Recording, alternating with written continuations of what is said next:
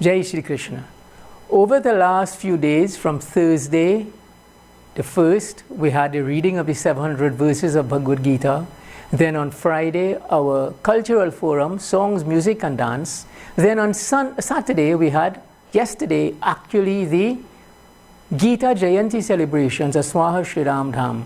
Today, we switch gears a bit in that we now have academic presentations on Bhagwan Sri Krishna. Before the start of our live broadcast, you would have seen many of our international presentations from the US, UK, Canada, Colombia, Malaysia, many countries where presenters have given us presentations, their inputs on the academic perspective on Bhagavad Gita. At this stage, we now prepare to begin our live broadcast from SWAHA Sri Raam Dhaam, wherein the academic presentations will be made at the venue. As we begin again, as on other days, we firstly share with you the words of blessing and the mantras done by the birthplace, the Pandits at the birthplace of Lord Krishna, Mathura, India, and the Secretary of the Trust, the patron of this festival, Shri Kapil Kumar Sharma. Jai Shri Krishna. Vasudeva Sutam Devam Kans Charun Mardanam Devaki Paramanandam Krishnam Bande Jagadgurum. Om Krishnaya Vasudevaya Hare Paramatmane Pranata Kleshinasaya Govindaya Namo Namah. It's a matter of immense pleasure that International Gita Forum Caribbean will take place at Sri Raam Dhaam, Digo Martin from December 1st to December 4th, 2022. I convey all my best wishes and greetings along with blessings on behalf of Sri Krishna Janambhoomi Trust to the organizing committee of IGF, respected Pandits, members of SWAHA, learned speakers, and also the viewer of IETV.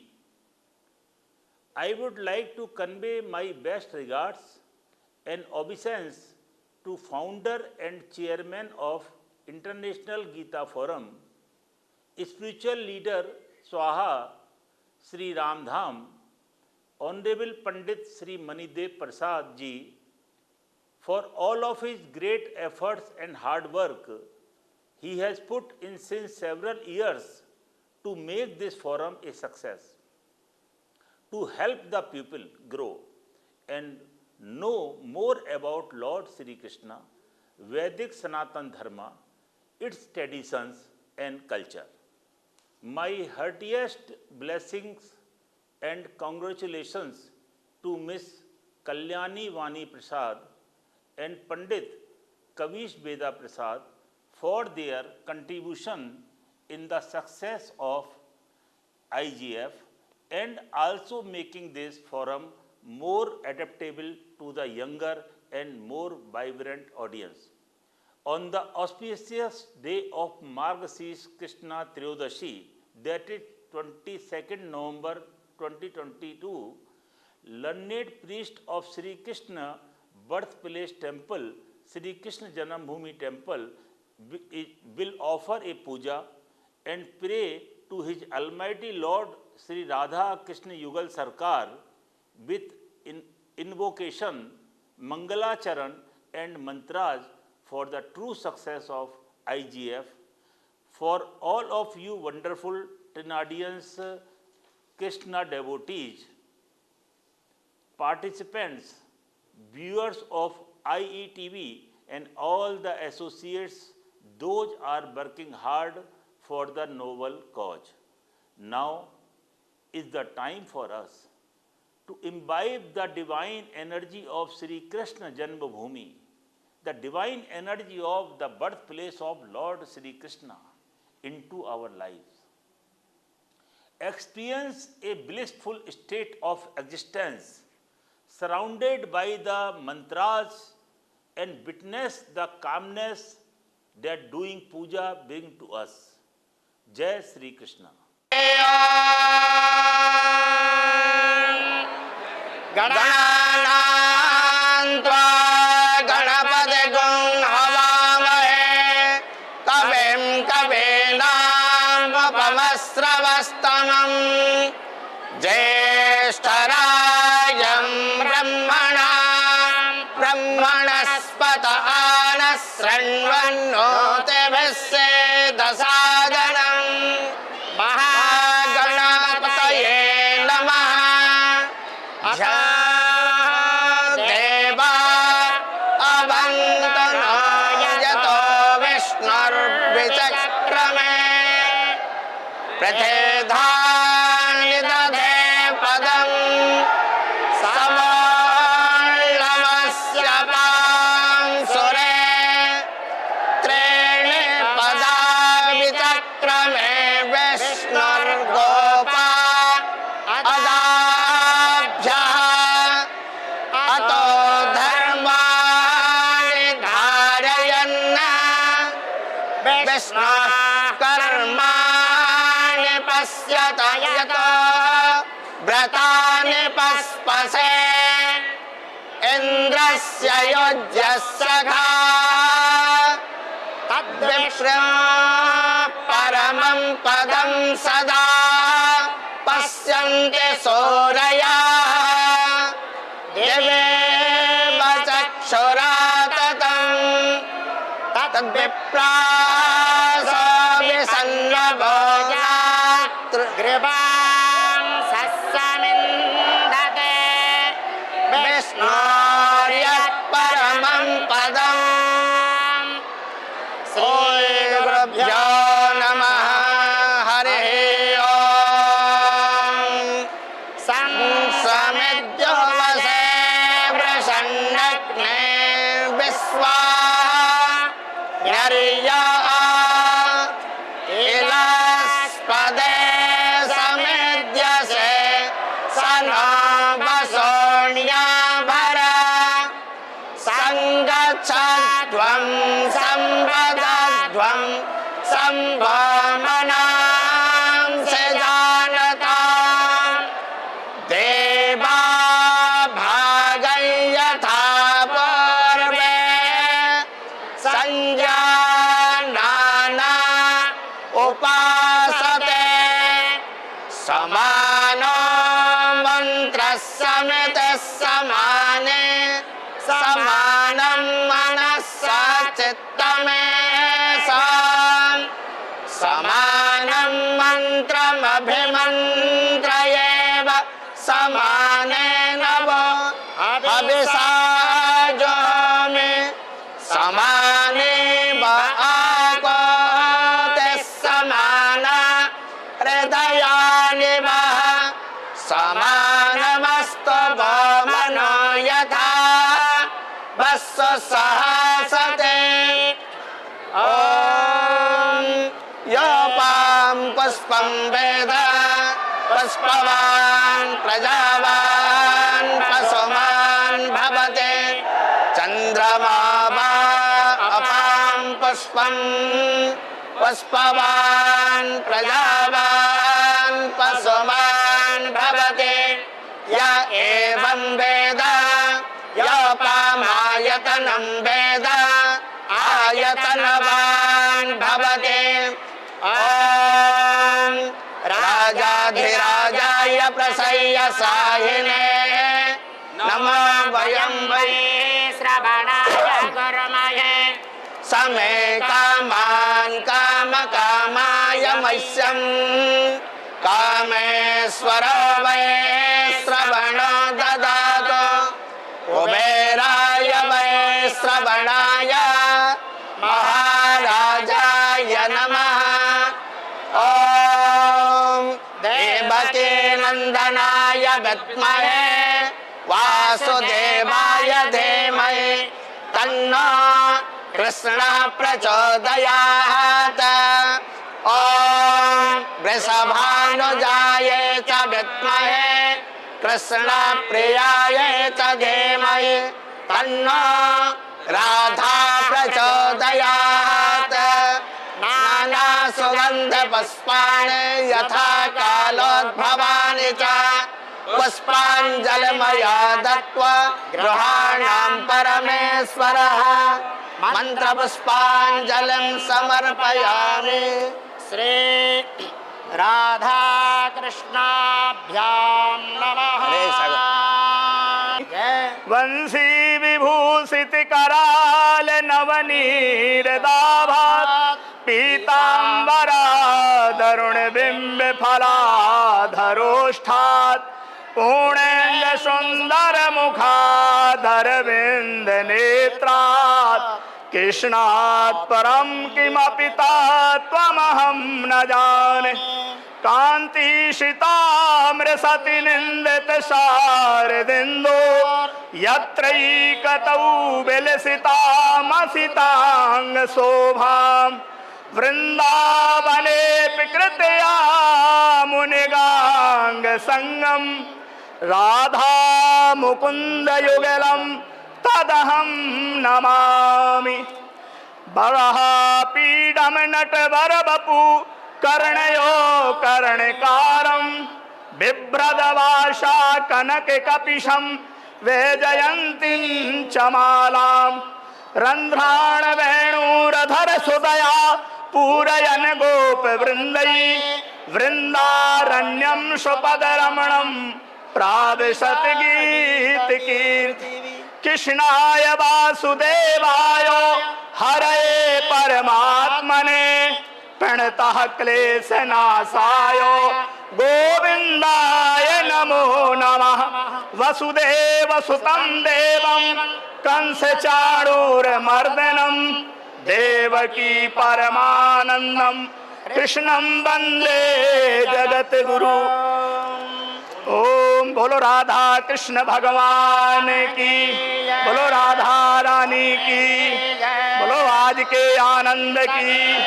जय जय श्री राधे, जय जय श्री राधे, जय जय Shri Radhe Shyam.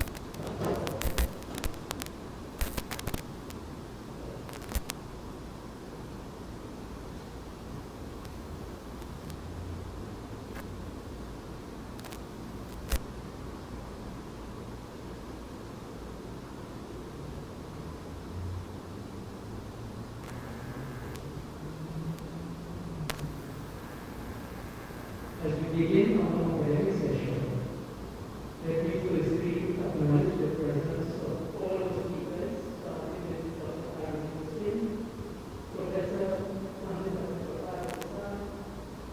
our IGF consultant,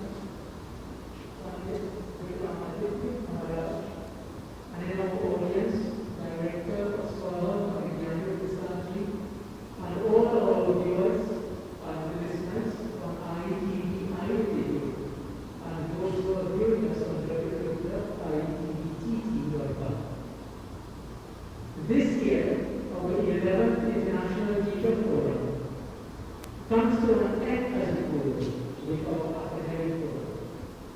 In this session, we invite prominent thinkers, people who study Bhagavad Gita, people who study our society and the way we go forward, to make presentations based on Bhagavad Gita. In my opening remarks, I just wish to remind that as changes take place in the way people view Hindu philosophy, Hindu theology, it is important for us to recognize that historically, there were those who said there was no significant philosophy to talk about from the East, because the Holy World started when they opened their eyes. India as a country where Hinduism was birthed as it were, has been under foreign domination for centuries.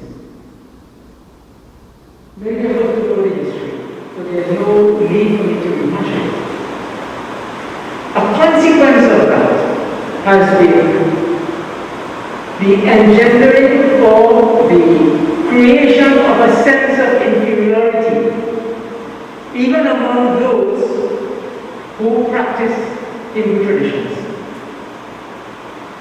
And one of the most obvious examples of it is the fact that today we have people who refer to Lord Krishna as mythological. We have people who refer to Sri Raam as mythological. Why? Because their existence took place prior to the beginning of recorded history from those who accompanied. So if I want to damage your belief in your own history, what do?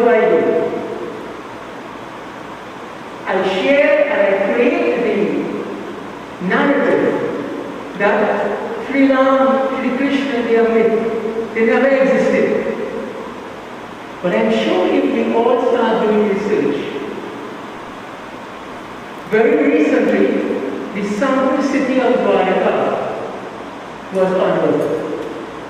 It is history, not myth. And for those of you who may be reading, and if you are not aware, this year is the 5,159th anniversary of the recitation of Gita. Shri Krishna recited Gita on the battlefield of Kurukshetra. That battle took place, is historically dated, there is evidence. I submit to you in this opening comments, I will not seek to dwell on providing evidence, we can find people it is there. There is more evidence of the physical existence of a being, a person named Shri Krishna, than many others were revealed up to today. So again, we need to reject the narrative that Hindu philosophy, or rather Hindu scripture, is myth. Because it is one that is created, a narrative, by those who want to project another philosophy that they seek to promote as superior. So this is important for us. Because for me, as a Caribbean diaspora person studying Gita and also performing rituals as a Pandit, seeking to promote Hinduism, it is astounding to me when we find scholars from India refer to mythological Krishna. buying into that because it's what they have been taught based on the schooling they have had. Now, Bhagwan Sri Krishna recites Bhagavad Gita 700 verses 5,159 years ago. And the astounding thing about it is that today, these words of Bhagavad Gita are perennially relevant. The International Gita Forum, this session, is intended to share perspectives on Bhagavad Gita. Now, this is not a religious segment. So that and Hinduism always has had the ability to assimilate ideas and to listen to what everyone has to say. The International Gita Forum, and with due respect to all our speakers, this is a disclaimer I must place for the International Gita Forum. The International Gita Forum Caribbean, SWAHA Sri Raam Dhaam, SWAHA INC, and our broadcaster, IETV, do not make any representation that any of the presentations that are made are necessarily reflective of the views of any of the organizations. The purpose of this is to have open conversation. We shall have 3 presentations, following which an open session. Those who are viewing online and who are viewing on TV, you will get a number that you can WhatsApp your questions or comments, which would then be relayed to the panel at the appropriate time for that segment. And now, I wish to begin this segment with our first presentation, which will be made by Shri Arvind Singh. Mr. Arvind Singh is a senior lecturer in electrical engineering at the University of the West Indies. In 2004, he began studying Sanskrit and Indian philosophy at the University of British Columbia with Sanskrit Vidya Sagar, Professor Ashok Aklujar, I hope I pronounced his name correctly, and went on to study with various other acharyas in North America and India. He was initiated into Vedic chanting by Sri Narasimha Bhatta of Bengaluru. He is the founder of the Center for Indic Studies in Trinidad and Tobago, where he has taught Sanskrit and Indian philosophy for more than a decade. Let us welcome Dr. Arvind Singh for his presentation, Perspectives on Bhagavad Gita. Dr. Singh.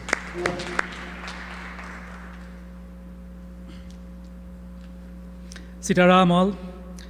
First of all, let me thank Pandit Prakash Prasad for extending this invitation to me. Before the pandemic, my organization, the Center for Indic Studies, had begun delivering lectures and so on regularly on various aspects of Indian philosophy, law, etc. But as you know, COVID put an end to many such endeavors. And although we continued delivering classes online, we never really got our lecture series going. So hopefully this forum will be the Gita that we need to spur ourselves to action once more. For me, the Bhagavad Gita was very instrumental in my life. And in fact, it was reading the different translations of the Gita 20 or so years ago and being unable to understand the differences in those translations and the philosophies that came out of them that led me to study Sanskrit. And if there are any young people in the audience, online and so on, especially young pundits, I would like you to especially understand this well. There is no such thing as the translation. There are many different schools of thought, and each one of them have their own translation that they put forward. And I've had many pundits come to my classes saying, you know, I'm only interested in learning the proper pronunciation because I could read the translation, but there is no such thing. And because of the wide variety of philosophies and so on that the Gita teaches and that we find in Hindu philosophy, you would find that if you go about doing that, you pick one translation from one part, another translation for another text in another school, you will come up with a lot of conflicting ideas, and this could cause confusion for the people in general and for you personally. So today, I would like to give you just my own simple perspective on the Gita as a layperson who has worked with the Hindu community to a very small extent over some years, what I think it has to teach us about our state of affairs and the questions that the Hindu community must resolve moving into the future.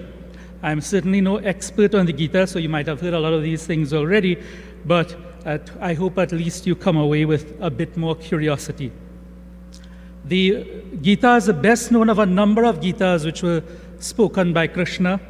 So there are others such as the Uttara Gita, which was spoken to Arjuna after the battle when he came to Krishna and said, well, I really can't remember anything. You said, could you please say it again? And Krishna said, well, no, that was a once-in-a-lifetime thing. And he gave him some other teachings. And then there is the Uddhava Gita in the Bhagavatam. So it is definitely the most well-known of these Gitas. And like much of the Mahabharata, it deals with conflicts of dharma. How should we act when there is no clear path of right and wrong? And when you look at the Mahabharata as a whole, determining who is good and who is not often that straightforward. And early German readers of the Mahabharata actually thought it was a tragic tale of Duryodhana. So we have things like the blind king Dhritarashtra, who was the eldest but not allowed to be king because he was blind. So they installed Pandu, who was sick, who consequently died, and then they reinstalled Dhritarashtra. So why couldn't he be king in the first place? Then Duryodhana would have been the rightful heir. And this is all what make that some of the things which make it an interesting situation. And there are many other such examples which blur the lines of righteousness. We have Yudhishthira, who was considered to be Dharmaraja, gambling away his family. We have the treatment of Karna, the tournament, where it was Duryodhana who acknowledged him based on his worth and not his birth. And we have Krishna, who repeatedly calls for people to break the rules of battle, the codes of battle, in such things as the killing of Ashwatthama and the breaking of Duryodhana's thigh. All these things make for a complex and layered text that so exhaustively covers the human experience that Vaishampayana, before narrating this to Janamejaya, he declared it to be equivalent in importance to the Vedas.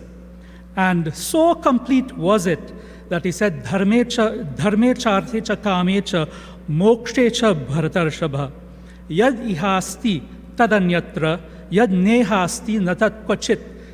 When it comes to these purusharthas on dharma, artha, kama, and moksha, to all aspects of human life, what it means to be human, what is contained here in the Mahabharata, you might find it elsewhere. The Mahabharata might talk about a topic and you might find it in another text. But if it is not found here in the Mahabharata, it will definitely be found nowhere at all. And it is in this expansive text, the fifth Veda that it is called, that we find the Gita as a culmination, where Arjuna stands in the middle of the Pandava and Kaurava armies on the Dharma Kshetra, confused about just that, his dharma. And it is left to Krishna to clarify his mind. Krishna, hearing Arjuna's doubts, begins to systematically elaborate on a multitude of philosophies, practices, and yogas. Underlying all of these, we find two central concepts. One is a philosophical truth, that of non-agency. All action is simply the movement of nature and interaction of the gunas. Prakritehe kriya karmani gunaihi karma nisarvashaha. Ahankara vimudhatma kartaham iti manyate. Deluded by ego, one thinks I am the doer, but it is prakriti, the three gunas, which carry out actions in all respects. Brahmayan sarva bhutani yantra rudhani mayaya. All beings simply move about through the force of maya as though they are seated on a machine. No independent will of their own. It is simply the action of nature. And if you understand that all action is simply the movement of nature, anger, hatred, and all of these emotions simply will not arise. Like all the flooding we have had. Did you see anybody go outside cursing the water, angry at the rain? When there are hurricanes, do you see people angry at the air? It is the same air, the same water that sustains you that is the same water and air that is in the form of the hurricane or the flood. And they don't get angry at these things because there is no doership. You might get angry at the government, but that's another story, right? And of course, along with the non-arising of anger and so on, you will also have the non-arising of affection, attachment, and a lot of other things that we often consider as divine qualities, but they are really all rooted in ego. From this vision, as the feeling of non-doership and ego recedes, one develops samatvam, equanimity, resulting in nishkama karma, desireless action, which is the second underlying thread of thought. And the reason that you all would know this popular verse, I'm sure people who have looked at the Mahabharata TV series would remember it coming up at the beginning, karmanyeva dhikaraste ma phaleshu kadachana. You have a right to perform action, but never to the results. When action is done in this spirit, freed from all the mental baggage, the mind becomes singular, stable, and free, and all work becomes yoga. Yogaha karmasu kaushalam. Yoga is skill in action. Today, unfortunately, we have many of these philosophies that have been watered down and repackaged in so-called New Age teachings, where people try to practice these things to become more successful. And this sort of mityachara, or hypocrisy, is something which Krishna also talks about, but that's the subject of a altogether different talk. So Krishna continues.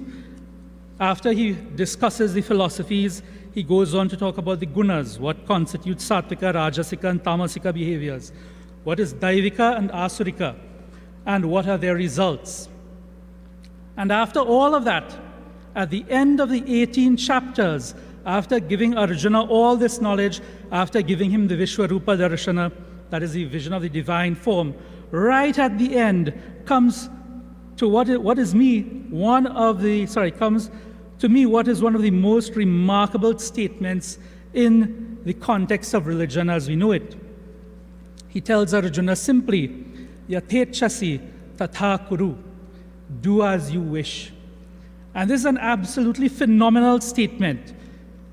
When you think of what religion, in the sense we know it of in the West, tells you, it is always do this injunction, do this, don't do this commandment, that commandment, and you have to act according to these things.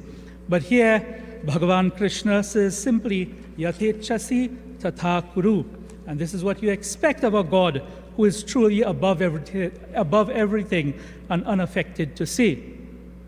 But how could this be called an injunction for dharmic action? How could this be a call for dharmic action, saying, well, just do what you want, to do as you please? Yet it is exactly this which makes it completely dharmic. And to understand this, why this is so, we have to go to the Manu Smriti, where Manu gives 4 principal marks of dharma. Veda smritis sadacharaha swasya cha priyamatmanaha etat chaturvidam prahu sakshat dharmasya lakshanam. These are the 4 marks of dharma. Veda, the revealed truth. Smriti, the traditional accounts of human wisdom. Sadachara, the behavior of good people, people established in Sat. And Swasya Priyamatmanaha, what is dear to oneself. So with his discourse on Sankhya, Yoga, Bhagavan has covered the eternal truth of the Veda. And with the many approaches, he has covered the Smritis. With his discourse on the Gunas, he has covered Sadachara. Sadachara, that same Sad comes from the word Sat, which is the same Sat in Sattva. So the Sadachara is the one who follows a Sattvika lifestyle. So after knowing all of these things, there is only one thing left, and that thing cannot be taught. It is Swasya Priyamatmanaha. After knowing everything, after seeing the Vishwarupa Darshan, action is still not dharmic unless it resonates with your own being. Yatechasi tatha kuru. So fast forward till today. We have abandoned the first 3 altogether, Veda, Smriti, Sadachara, and we concentrate on the last one only, Swasya Priyamatmanaha. What will you like? Everything is now about convenience. And we sometimes hide behind bhakti, which has become really an excuse for our laziness. So we tend to quote verses of the Gita like Sarva Dharman Parityajya Mamekam Sharanam Vraja. Just give up all dharmas and take refuge in me. We don't have to worry about what is dharma and what is not and all of these things if we just give up all of it, right? But we don't understand that that sharanam, that refuge, involves all the sadhana that was spoken of throughout the Gita. So it is not just to say, Shri Krishna Sharanam Mama, and the rest of life remains the same. We are not even in a position to abandon dharma, because for the most part, as a community and as individuals, we don't know what it is. In the Pandava Gita, Duryodhana said, is a separate Gita, Janami dharmam nacha me pravritihi. I know what is dharma, but I cannot follow it.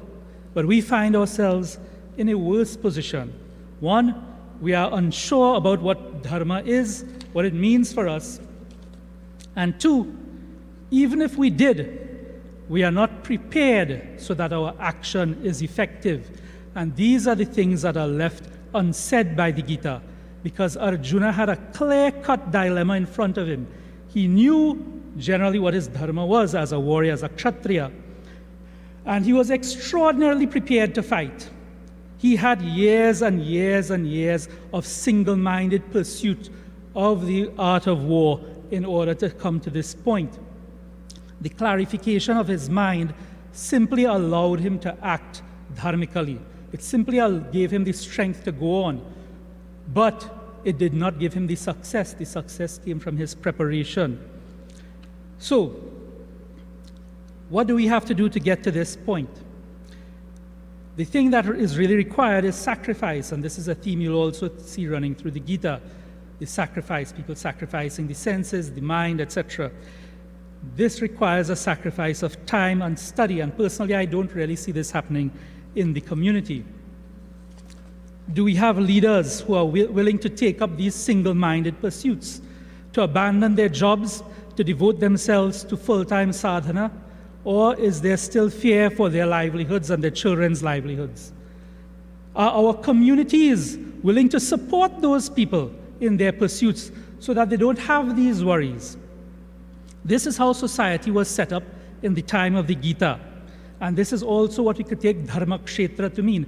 When the Gita starts off, dharma kshetre kurukshetre, we traditionally think of that dharma kshetra as the place in which dharma has to be fought, where dharma has to be decided. But I would like to suggest to you today a separate meaning for it.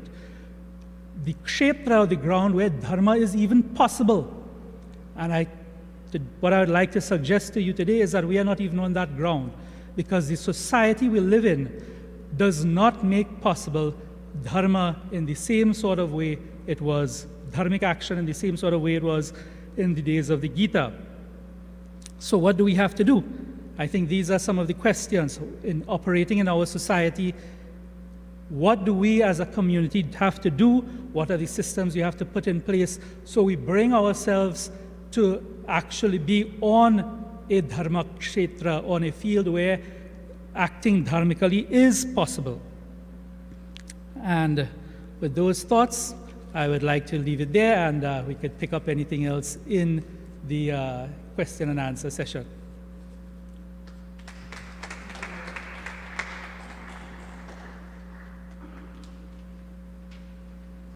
Thank you very much, Dr. Singh, for that thought-provoking presentation. Questions for those who are viewing and those who are present also.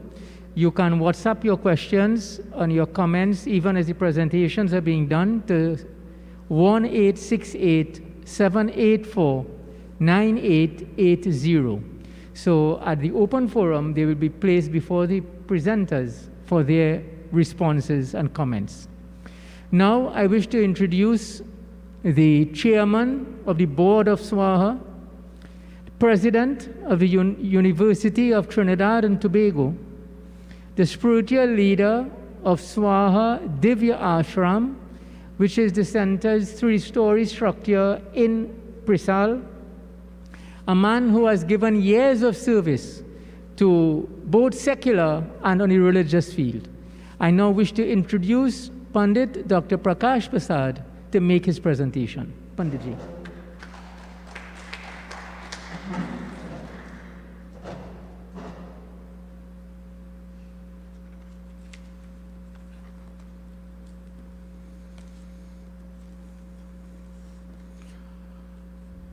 Thank you, Panditji. Pandit Mahideo Prasad, Chairman of the IGF. Pandit Vikram, Consultant to the IGF and presenter here today. My young colleague, brilliant colleague, Dr. Arvind Singh. Pandit Gyandev, members of the audience, viewing, and here also, Sitaram. Firstly, let me congratulate Pandit Mahideo and his team here at the SWAHA Sri Ram Dhaam. I am accustomed to SWAHA Divya Ashrams. SWAHA Sri Ram Dhaam for organizing this wonderful conference. This is the 11th version of it, and for ITV for carrying it live. I would like also to categorically state at the outset that I'm a man of faith. And I say so because when I raise some questions during my presentation or make some comments, people might wonder, is he really a pundit? But I want to stay up front that I'm a man of faith, and that being a man of faith, it does not prevent me from questioning the faith itself. In fact, in so doing, it reinforces my faith. So I want to say that at the outset so there'll be no confusion or any misinterpretation of what I am saying. Now, this presentation examines the principle of continuity. Continuity is extremely important. The world runs on continuity. Every aspect of life, everything in this world runs on continuity. If there's no continuity, then there's destruction. There's nothing going on. So the principle of continuity, it's in science, it's in politics, it is in economics, it is in every field of endeavor, in religion also. It's also continuity. The principle of continuity is the basis of karma and reincarnation. It will be done through the analysis of and reference to similar concepts in other fields, as I just mentioned, and in particular, mathematics and physics. And do not get alarmed, I'm not going to talk about high physics or mathematics, but I'm going to point out at this point that a lot of the concepts, high concepts in mathematics and physics, particularly so in cutting-edge physics and mathematics, look amazingly similar to some of the concepts that were existing and have been existing in Hinduism for a long time. Now, note the word I said, concepts, not the practicality of it. And to make that clear, so for instance, everybody knows about the helicopter. There's an Italian chap who is well known for a variety of fields. He had a concept of a helicopter, but he didn't design one. He had a concept. So from design, it follows some concept. But having the concept doesn't mean that you can actually do it. So Leonardo da Vinci is the one I'm speaking about. So let's bear this in mind as we go on. Now, I want to emphasize also that in no way during my presentation I am either propounding or proposing or saying that Hinduism is scientific in the traditional sense of the word scientific, or that it has a scientific basis. I'm not saying that, and I won't say that. And nor am I indicating that science supports Hinduism. To say so would be doing an injustice to both science and Hinduism, as they have quite different premises and basics, sort of basic rules and laws and beliefs. However, they have striking similarities in some concepts, as I previously mentioned. And like science, Hinduism is process-based. As Dr. Singh just said, Bhagwan Krishna laid out the various precepts and laws and said, but you decide now what to do. So Hinduism is not, there's not a spiritual dictatorship. That's what it is. Tell you what to do and what you can't do. That's dictatorship. Tell you these are good things, these are the bad things. You decide what you should do, because we were born with over 20 billion neurons in our heads. We can think, we can analyze. And if you're not careful, soon artificial intelligence would replace us as thinkers. So let's bear in mind, Hinduism says think, it's process-based. As science is, it goes through a process. The laws, and you apply the laws to get the results. The big difference is this. In science, there's something called validation by experimentation. Experimentation be thought or actual physical experimentation. And when you say something should happen, you can prove it will happen many times, and any time you want to prove it. That's how it is. Hinduism and religion, faith-based religions, and all religions are faith-based, I presume, It's different. That it takes one example that cannot be repeated and say, aha, this proves it. And a good example of that is miracles. So a miracle, large or small, indifferent, has to happen only once. And people say, oh, that's it. It happens all the time. It doesn't. So this is the difference. If it's science, you have to repeat the miracles every time for it to be validated. So that is a big difference. Now, give an example to make it clear about continuity. Let's get back to the topic of continuity. So we say karma, reincarnation, is based on the principle of continuity. How do we do it? So to give a simple example first, in the sort of physical realm, what is continuity? Water, imagine water enters a hose from a pipe or a tank. Whether the hose bend up, twist up, straight, the water comes out at the end must be the same as the water enters, provided there are no leaks in between. That's how it is. Or the hose doesn't swell up and keep water inside, but it must come out. That's the principle of continuity, which is stated in science as the conservation of mass. So the principle of continuity, and that is inviolate. Similar to that is the principle of conservation of energy. Energy can't be created or destroyed. And then Einstein took it one forward and said you can exchange mass and energy, where you use matter to produce energy, the atomic bomb, in which you take matter and you create heat and light and sound, etc. So that's the principle of continuity, what comes in, what goes out. So what we're saying is that the principle of continuity in Hinduism, what it is and what's the scriptural basis for it. Because the idea of reincarnation karma, which is fundamental to Hinduism, is based on that principle of continuity.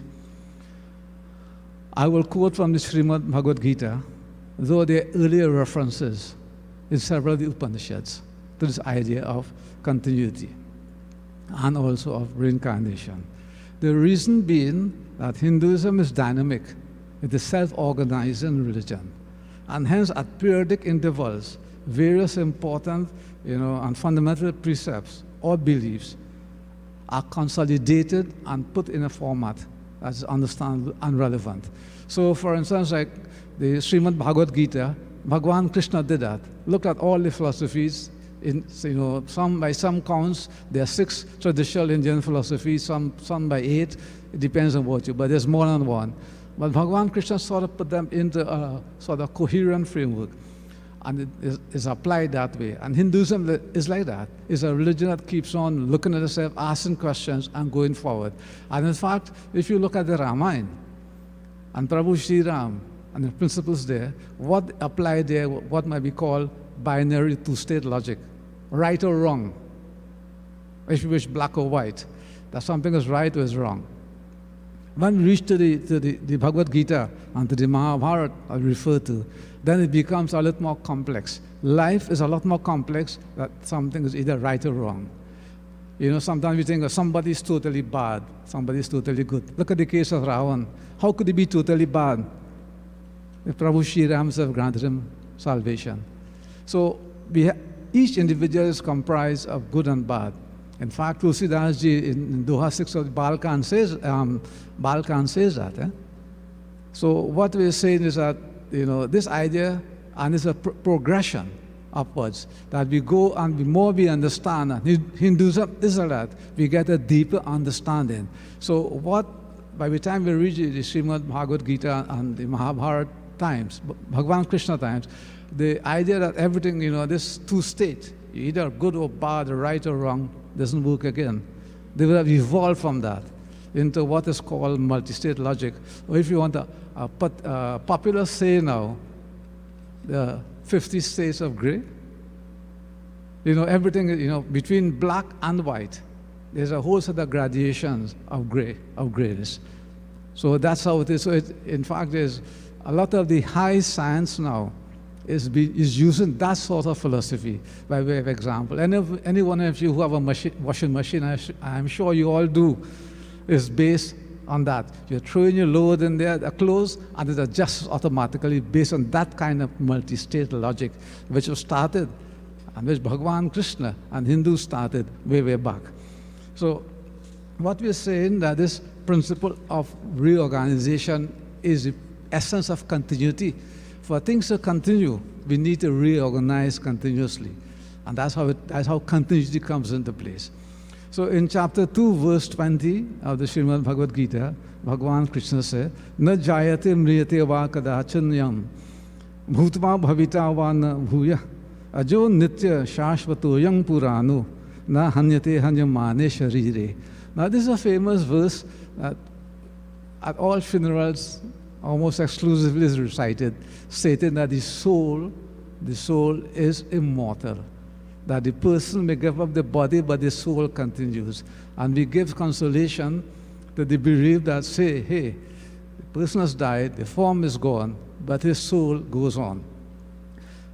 Sometimes we go to a more sort of psychological level and say to them, well, look, practically the person who dies, the genetics would remain in their children and grandchildren, so there's continuity there. The memories of them, if we have pictures or videos in our heads, our minds, continuity there. So what Bhagavan is saying here, that the soul continues. So he's making this distinct case that the soul continues all the time. The soul is indestructible, it's eternal. Wasn't born, it didn't die. The soul continues. So that's the principle of continuity. And upon that principle of continuity, the idea of birth and rebirth and reincarnation and karma across lifetimes comes into play. Because you have the prarabdha karma, that is one done in the past, but you can have prarabdha karma from your present lifetime or from past lifetime or lifetimes. And this is something that that needs to be looked at and understanding. So, as I said, the soul provides the continuity for life. It is the element of continuity in this planet, in which life itself, the human body, is transient. In the same chapter, verse 22, the Lord continues, Vasamsi jirnani yatha vihaya, navani grhanati naro purani, tatha sharirani vihaya jirnan yanyani, samyati navani dehi. He says, just like somebody can change their clothes. If you find your clothes clean or not clean enough, or it's dirty, you can change it. He says so to the body. But the soul changes the body as the body becomes old and starts to decay. In other words, we die, but the soul does not die. So it's abundantly clear now, as Bhagavan is saying, that the physical parts of our body are transient, but the soul is immortal. And that is what provides the basis for continuity and for reincarnation and for karma across different lifetimes. So what we have now is that how do we rationalize this? We are saying that the soul is continuous, and when we attain, according to Hindu practices, the idea of life is to understand that we are not the body, we are the soul, and when we understand that fully, we attain moksha. So that soul merges with Paramatma, which you all know. So how do we rationalize this, and how can we internalize this for everyday living and for our own understanding? Because understanding brings forward greater conviction and faith. Now we can understand karma in a lifetime. We know that you treat your neighbor bad down the road.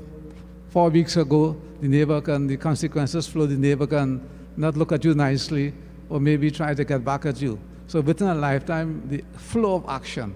In this world, and Bhagavan Krishna says that there's no time ever that we are inactive, we're not engaged in action.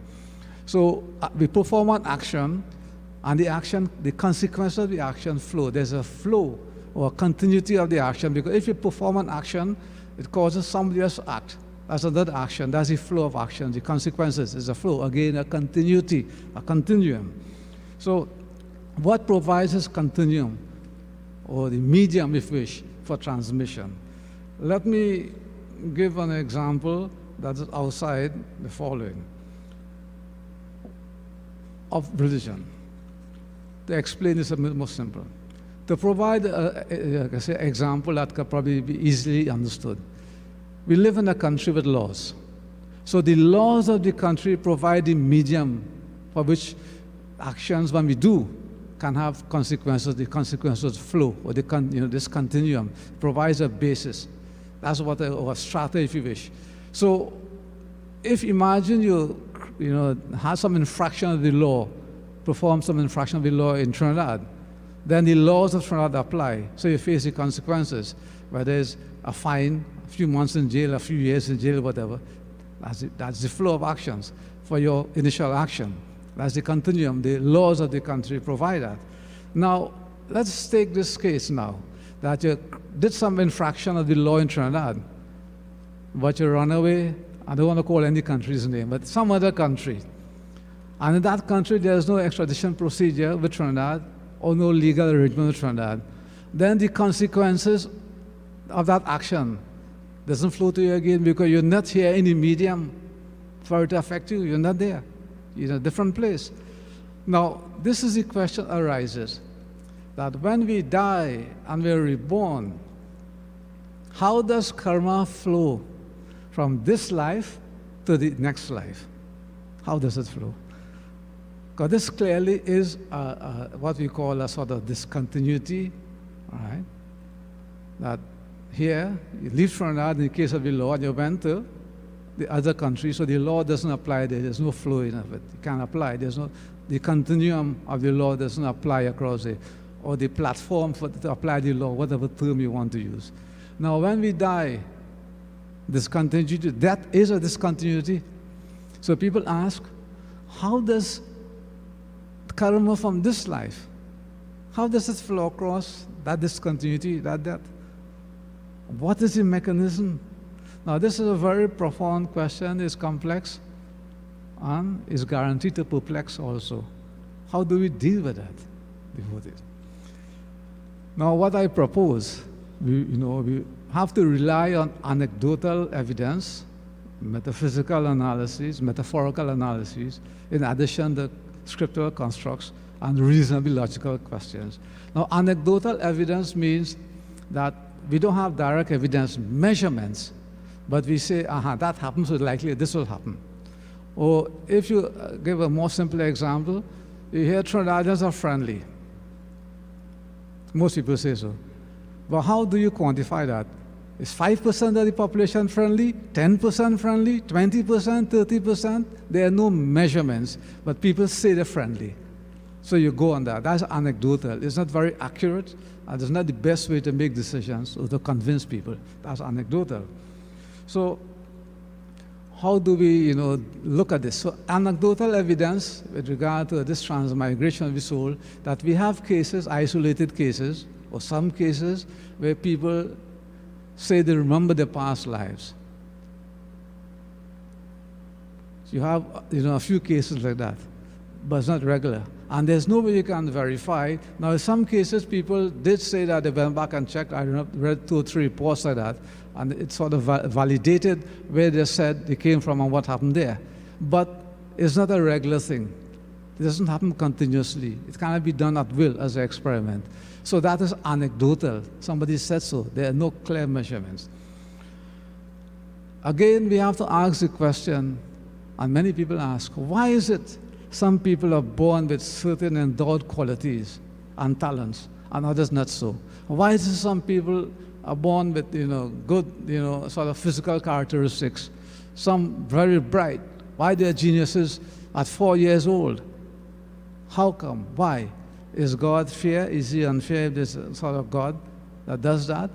And Hinduism is not a theistic religion. That way God sits and decides on what happens. We don't believe in that. So how do we deal with that? Now we can say genetics. But then let's ask the question, who's the most famous scientist in the world? Albert Einstein. But his children weren't famous. They didn't make any significant contributions. Gandhi, it's called Mahatma Gandhi. His son didn't make any significant contribution. So genetics cannot provide the answer. It provides some of the answer, but it doesn't provide a clear answer that if your father bright, you could be bright. Doesn't always happen that way. Your father strong, you'll be strong. No. Your father was the fastest 100-meter runner there was ever. Would it happen? Evidence doesn't show that. So genetics does not provide the answer. Now, genetics is what we call nature, what nature does to you. Then there's nurture. There's a big debate with nature and nurture. So they say that, look, we don't care what your genetics are. We can take you and we train you and we make you the best.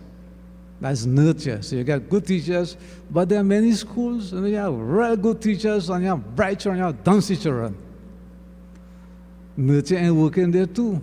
So nurture does not provide the full answer, nor does nature provide the full answer. So what provides the full answer? And that's a question we have to ask ourselves. Maybe that karma across lifetimes provides some answers. That even if you have a good parent, right, good genetic characteristic, but you had bad action in your last life, you may not reap the full benefits of the nurture in this life. So what we're saying is that it may be, if nature doesn't provide the full answer, nurture doesn't provide the full answer, then maybe karma is the missing link there, is the continuum at work. But then if that's the case, the question arises, what is the mechanism for transferring karma from a past life to this life? If the body dies, and there are 5 bodies, such as Hinduism says, the physical body, the mental body, the breath body, the mind body, etc. If that goes, dissipates. So the soul goes on its journey, as in Hinduism we say, when they die, after 11 months, the soul travels before it assumes another body, all right? Where is it attached to the soul? Are the actions, our karma, attached to the soul? Or what is it attached to? Now, by way of anecdotal information, in India, when they started radio, all of a sudden, somebody talk, you see people talking, somebody shouting from a distance, who it is, you hear the voice. But with the advent of radio, it's transmitted, electromagnetic waves. You can't see it, you can't feel it. It goes in your radio. So it's called Akashvani. People say, hey, it comes from the sky. Akashvani is what radio was called. TV was called Doordarshan. Darshan from a distance. You could see things, people are far, but you can see them still. That's how it is, all right? So we asking ourselves then, so there we know the intermediary mechanisms. Both of them are EM waves. So what, how do we, is there something that transmits karma from one life to the next? Now, some people have postulated what is called Akashic records. That whatever we do, somehow it is recorded in some way, Akash, sky, in some way it is recorded. And I don't want to trivialize it, but if you look at what is cloud computing now, when you take your photographs now, you don't print it and put it in an album again, right? Isn't that so? All your pictures are smartphones, it goes to the clouds.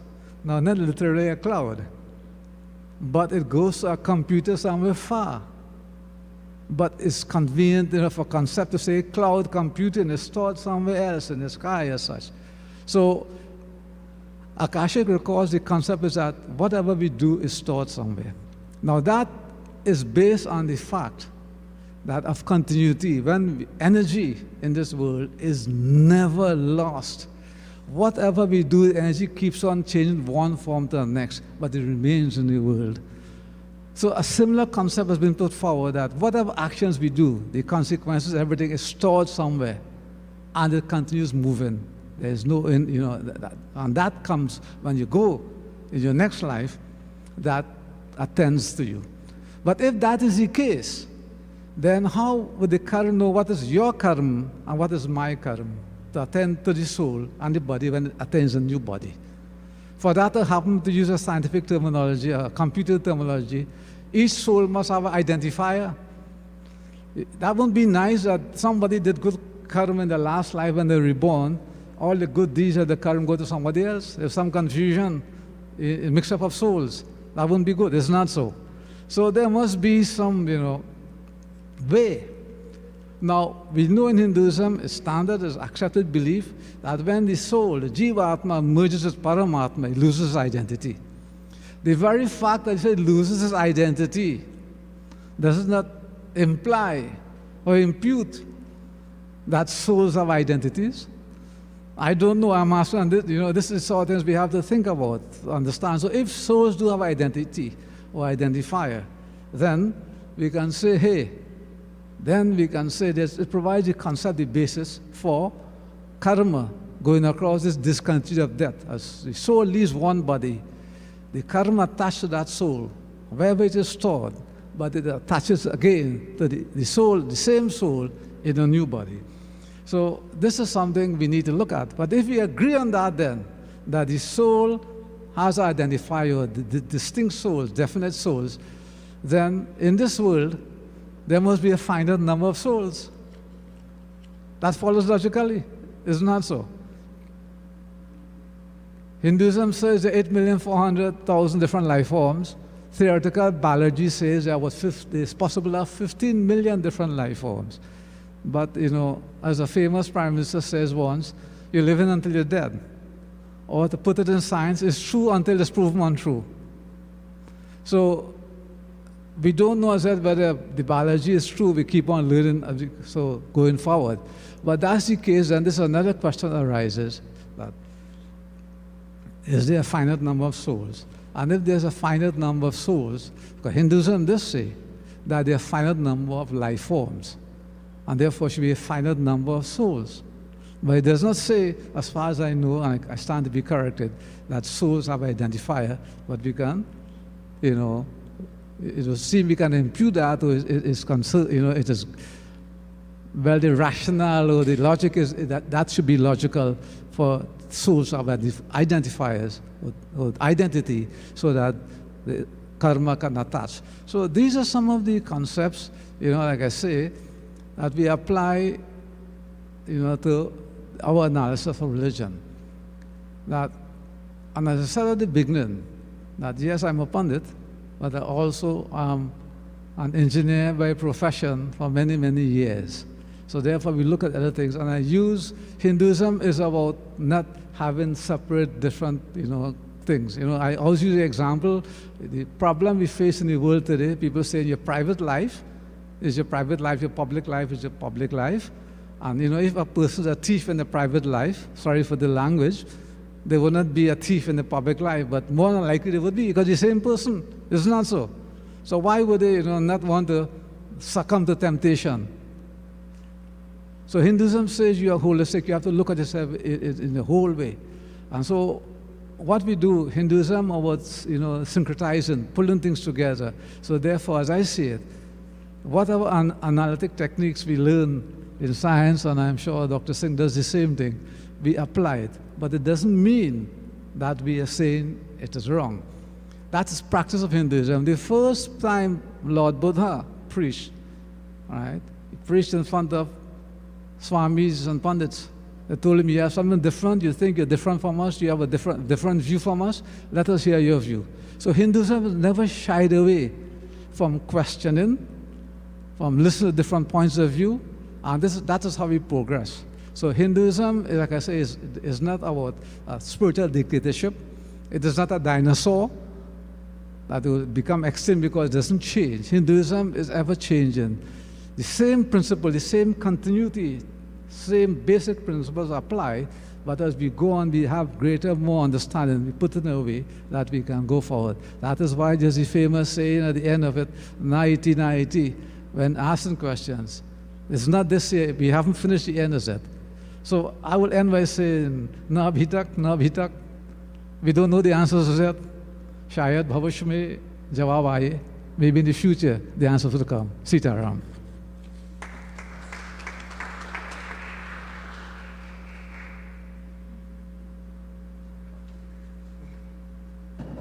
Thank you very much, Professor Pandit Dr. Prakash Prasad, for your presentation, thought-provoking. Our final presentation this evening in our in-person academic session is being delivered at this time. Just for information, throughout the day, on IETV and iRadio, we would have been playing the presentations that we got from a number of countries worldwide, where presentations are sent to us, because it's not possible as yet to bring in presenters again. Up to 2019, that was done. We had physically, Guyana, Suriname, Jamaica, a number of countries, in addition to the US, UK, Bulgaria, who people would have come in.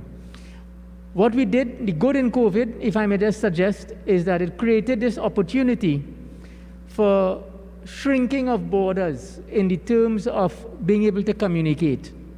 So those of you who have an interest, those presentations are aired on IETV, and they will continue to be aired, which were sent to us from presenters around the country.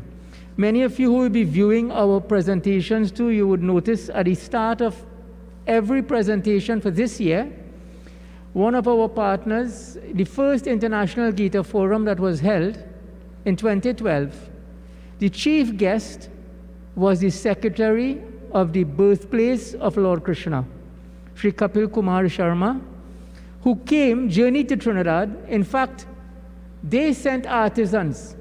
All the workings that are done in Sri Raam Dhaam were done by artisans from the birthplace of Lord Krishna. We have a long-standing relation in this way, and this year, prayers were done on November the 22nd at Janma Sansthan for IGF and we Caribbean, and we have been airing it at the beginning of each of our sessions and their message. So our international presenters, they have all been placed online, would be viewed, have been airing during this week, and will continue into next week. In terms of our in-person presentations, we now come to our final presentation for IGF 2022. This presentation is being made by Pandit Vikramaditya Maharaj.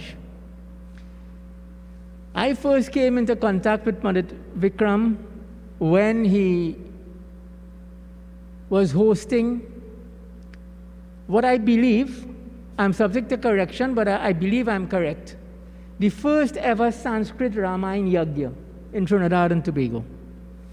He delivered it in Sanskrit totally. We were approached at IETV in order to carry it, and that's where the relation started.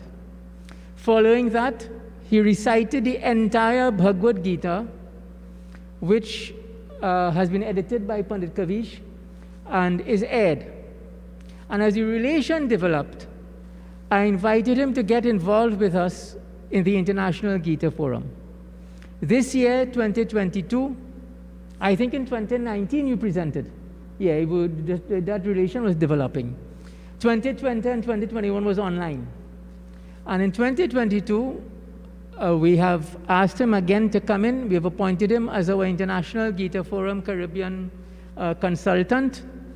And for the first time, many of you would be aware, we completed the International Gita Forum, had the reading of the entire Bhagavad Gita, which took place right here on Thursday night. And we invited pundits of various organizations to come in, some of whom came headed by the Paramachar and Pandit Vikram, and others, they completed that. Pandit Vikram, as a Pandit of 55 years, he's an author. He has written a number of books and also a number of stotras he has basically transliterated and printed. He has created the Upkar Foundation, through which a lot of his social work is done. He's the spiritual leader of the Vishwanath Mandir, Rashwat Street in San Fernando, a person who studied and preaches Gita extensively. In 2016, in New Delhi, he received the Samrat Award for his service. At this time, I now introduce Pandit Vikramaditya Maharaj to present his thoughts.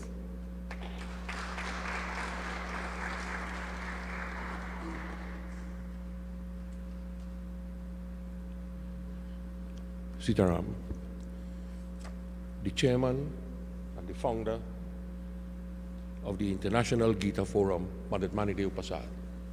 My co-presenters, Dr. Arvind Singh and Professor Prakash Prasad.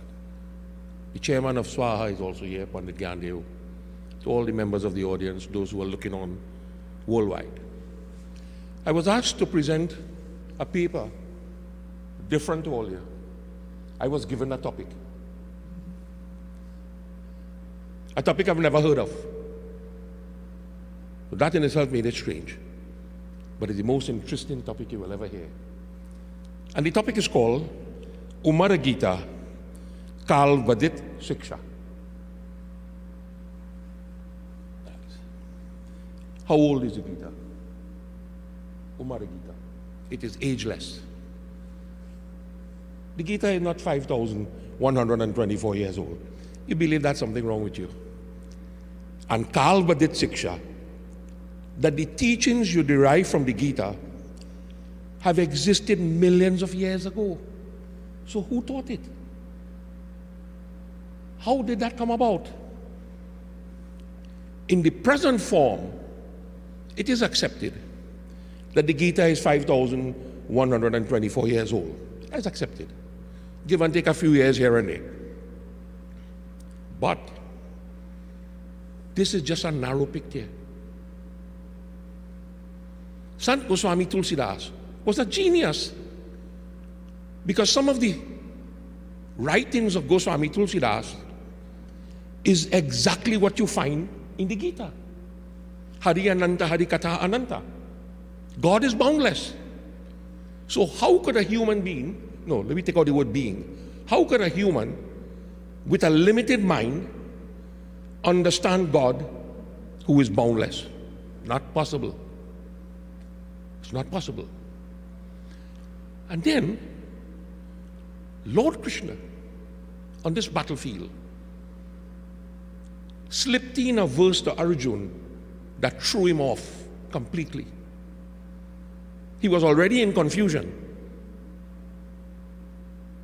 And then Lord Krishna said to him, Imam vivasvate yogam proktavanaham abhyayam. What I teach to you today, Arjuna, is what I have taught to Surya Dev millions of years ago. That's the verse in the Gita, chapter 4. And Arjuna panicked when he heard that. He said, Lord, that's not possible. That is not possible. He said, Arjuna, this has been happening many times over and over again. I know it. You don't. I remember. You don't. And of all the characters that we have found in the Gita or in the Mahabharata, one thing has always haunted me. Why did he select Arjuna and not anybody else? I would have gone for Bhishma. Why did he pick Arjuna of nobody else? Arjuna himself did not understand why he was chosen. And then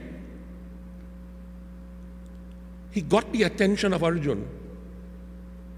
And he says, Sakal negha mahato yogo nashta parantapaha. Parantapaha is a word that, strangely enough, it exists in every chapter of the Gita. That word, parantapaha. Parantapaha means he kept reminding Arjuna that you are parantapaha. You have conquered any enemy that stood before you. And this is a man who was crying in the chariot. You have conquered Shiva in battle. You conquered Lord Indra in battle. So he kept reminding him of that.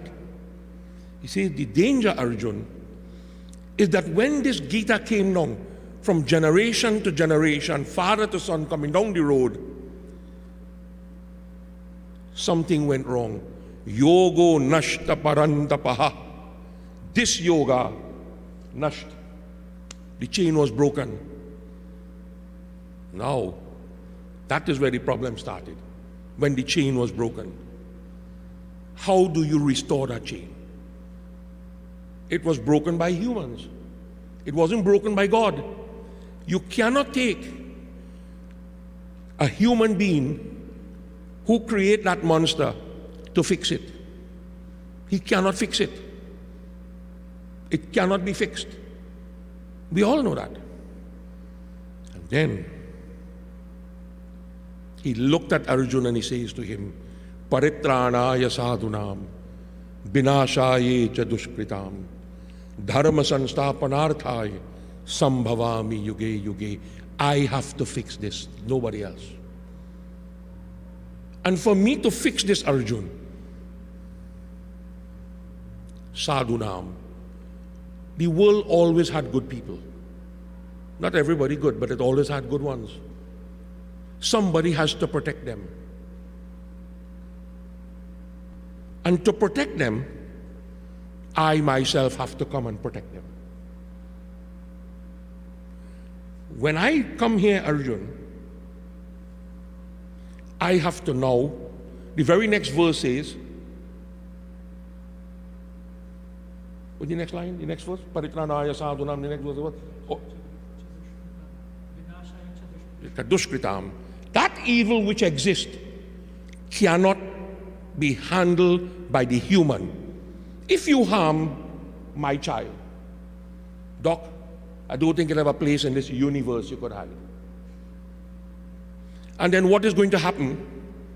Your family now will turn around and tell my survivors, there isn't a place in this universe where you could hide. So this destruction amongst human fighting human will continue forever until I, Binashaya cha dushkritam, I have to handle that. You don't believe that Hanuman could have killed Ravan? Hanuman could have killed Ravan on his best day. Lord says, no, don't do it. You think Hanuman couldn't bring Sita back from Lanka? Yes, he could. But he told Sita, what did he tell her? That is not my instruction. My instruction is just to find you. That is Lord Krishna's mission, to find someone to carry this new era of the Bhagavad Gita. Dr. Singh in his presentation spoke about the translations of the Gita. There is a verse Sant Goswami Tulsidas wrote, Ati vichitra ragupati charita janahi parama sujan jemati mandava moha basa hridaya darahi kachuan. That people who have not realized God, if they start to interfere with the scriptures, they are going to interpret it to their women fancy, and the truth will be lost. So don't read the translations of the Gita. Some of these fellows really loose in the head. Serious. I mean, this is not the forum to quote no names, but Arjun became the new authority to carry this Gita forward.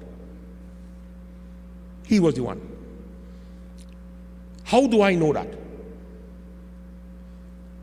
He said something, Arjun, in chapter 10 of the Gita.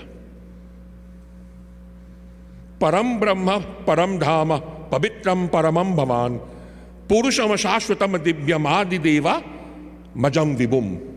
He recognized who Lord Krishna was. Paramadham, you are the eternal resting place. He recognized him. You are the ultimate goal.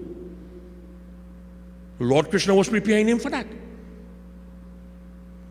If you don't know who you are, how are you going to know who am I?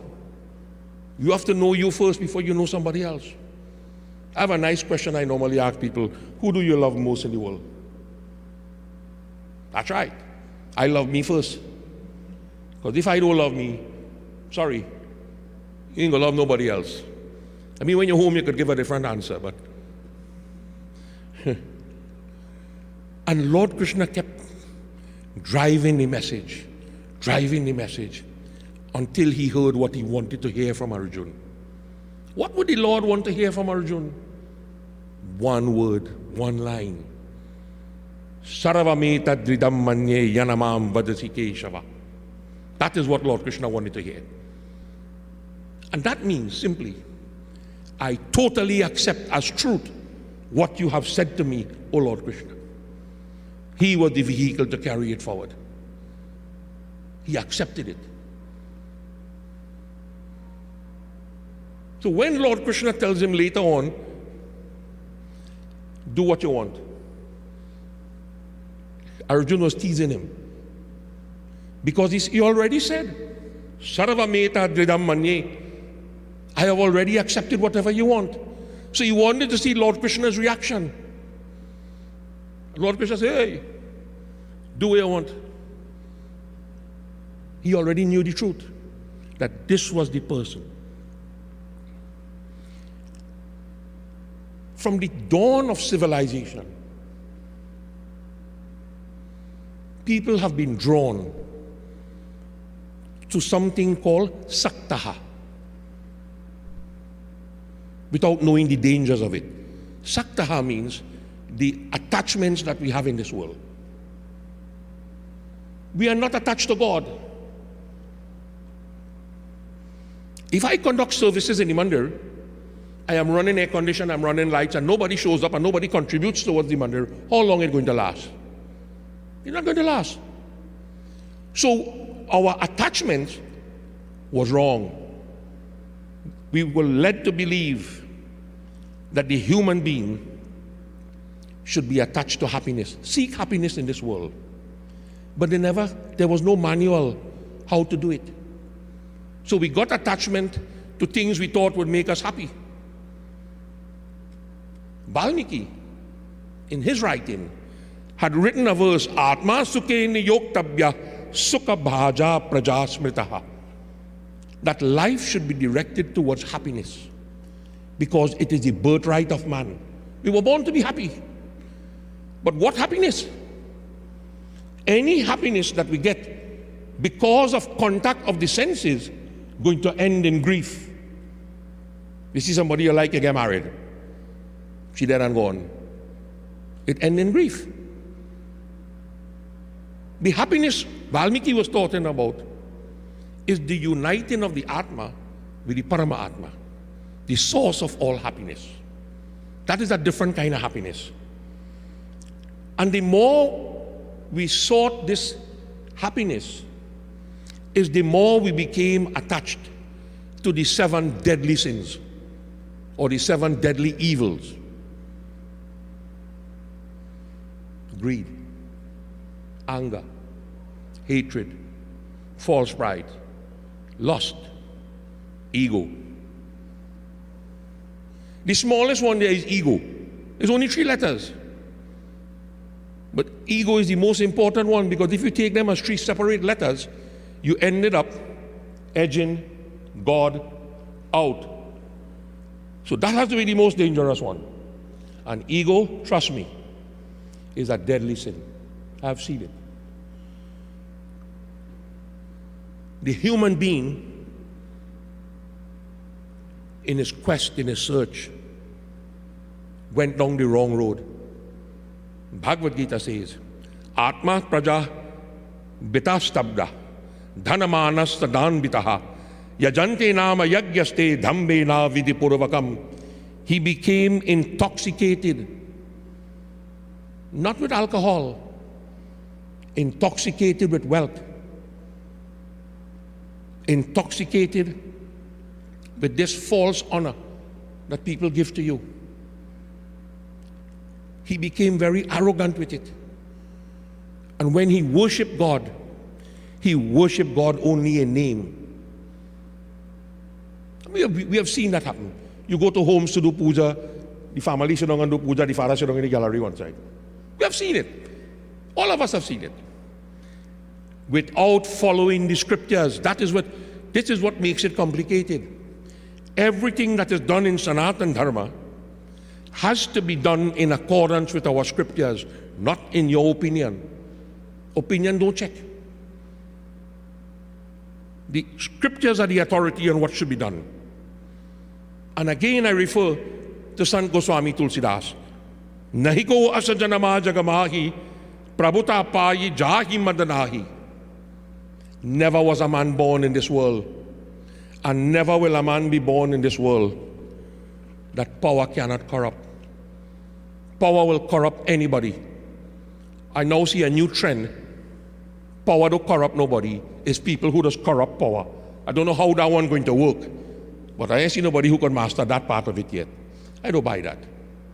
So these were the signs that the Dharma was decaying. These were the signs. And anybody who tried to fix it had an ulterior motive. So you cannot fix it, you are part of the problem. This is why Lord Krishna himself says, I have to come myself. Nobody else could take this job. Ahankaram balamadarpam kamam akrodam na sanshritaha mamatma paradeheshu prasidyanto bhayasuyakaha. When they follow these 7 dangerous trends, greed, anger, all these things, they forgot one thing, Arjun. And that one thing is called the Atma, the indweller, the one who is inside. They forget me. They think I don't exist. They are suffering me as a prisoner in this body by the actions which were performed.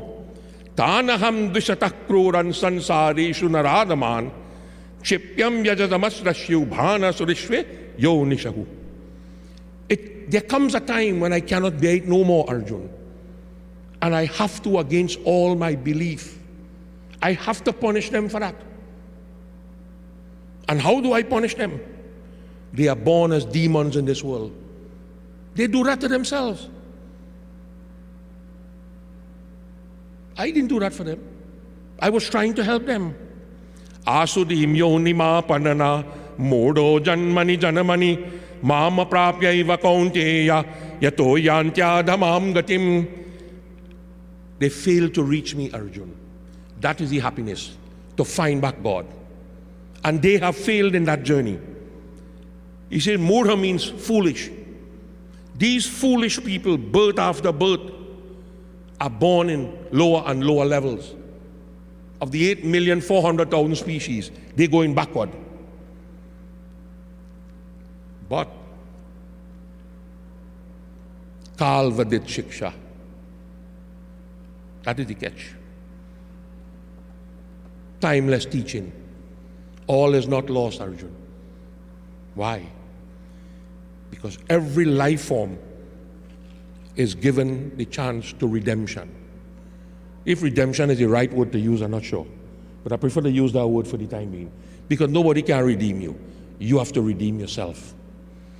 And then he said, Apicheche duracharo bhajati mam ananyabhak sadhureva samantabhya samyagya vyasito hisaha. Even the greatest sinner in this world can liberate himself through devotion, selfless devotion. Really, really serve. Chiprama bhavati dharamatma shashvana chanti nigacchati kaunteya pradijanihi name bhakta pranashyati. That is the assurance he gave to Arjun. My devotees will never fail. They will never fall short. Nothing could go wrong with them. I will always be there to guide them.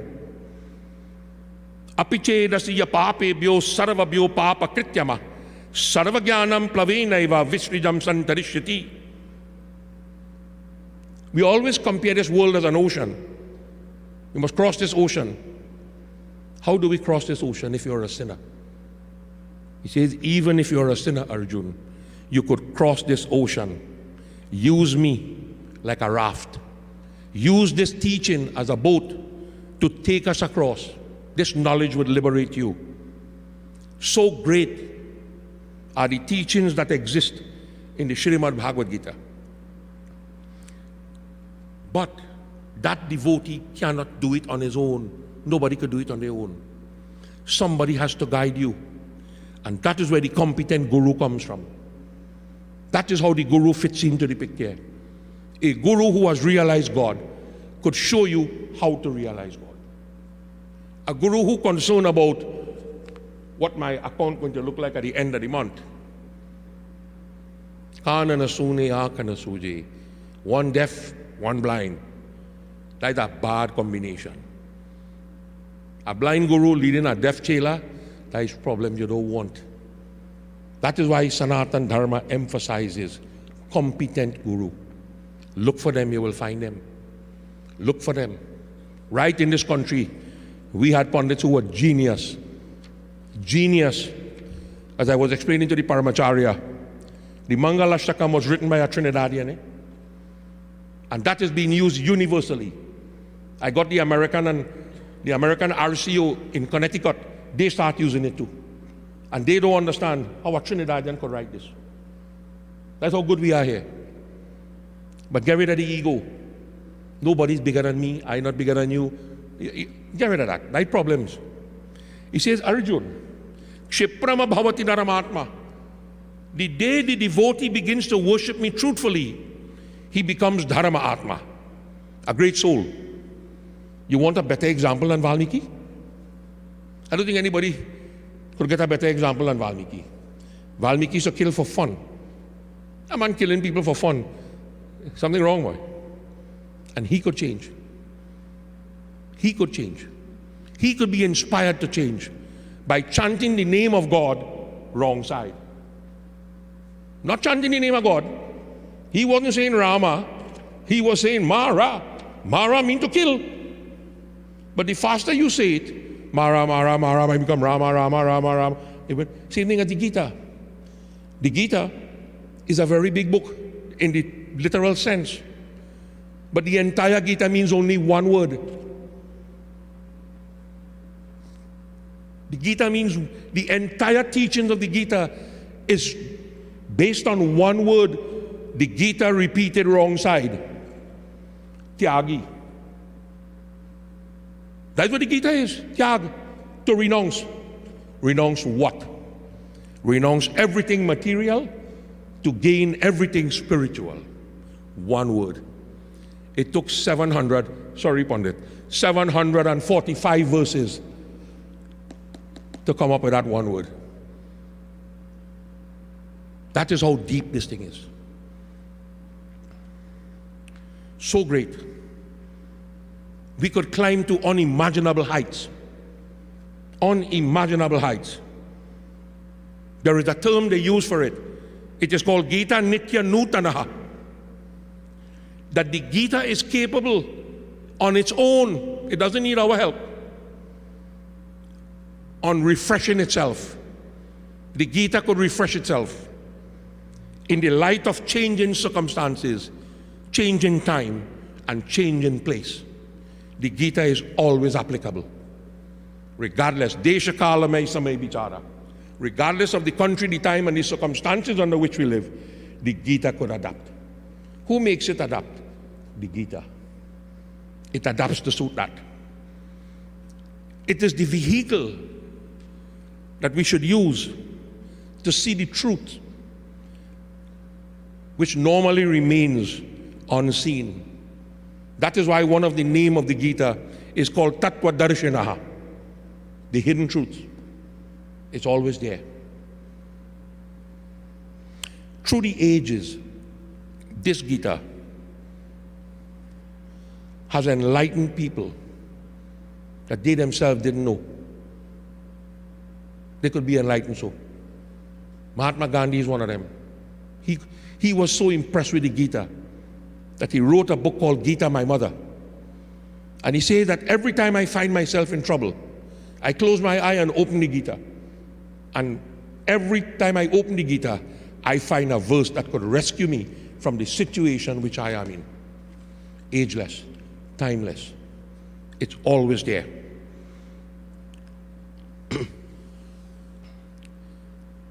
Knowledge is to liberate people. That is what knowledge is for. Knowledge is not to carry to your grave. It's to assist people to become liberated.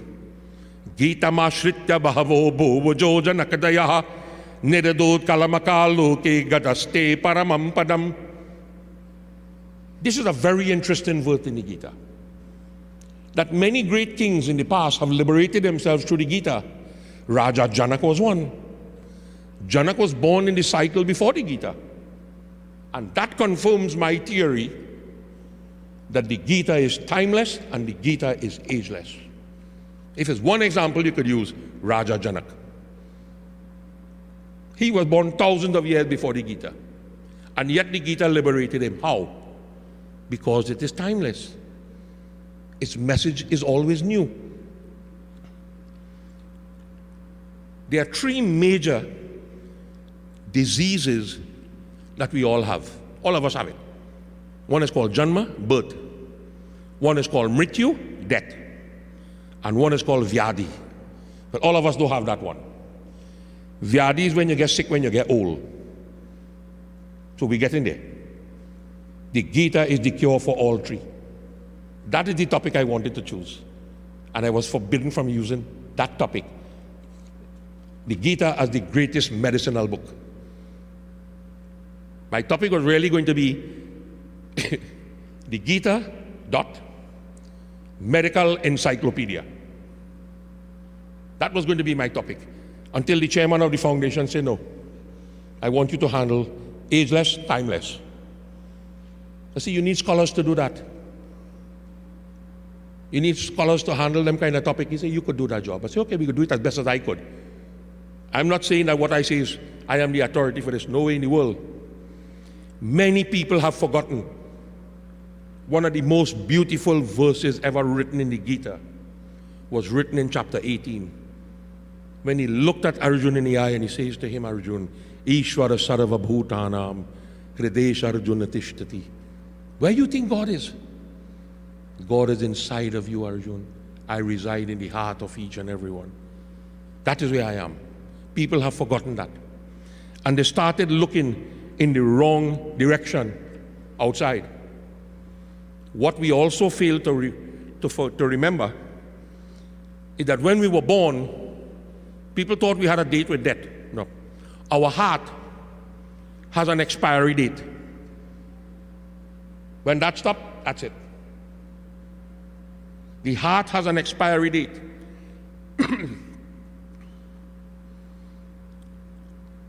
All of us devotees of God knows that.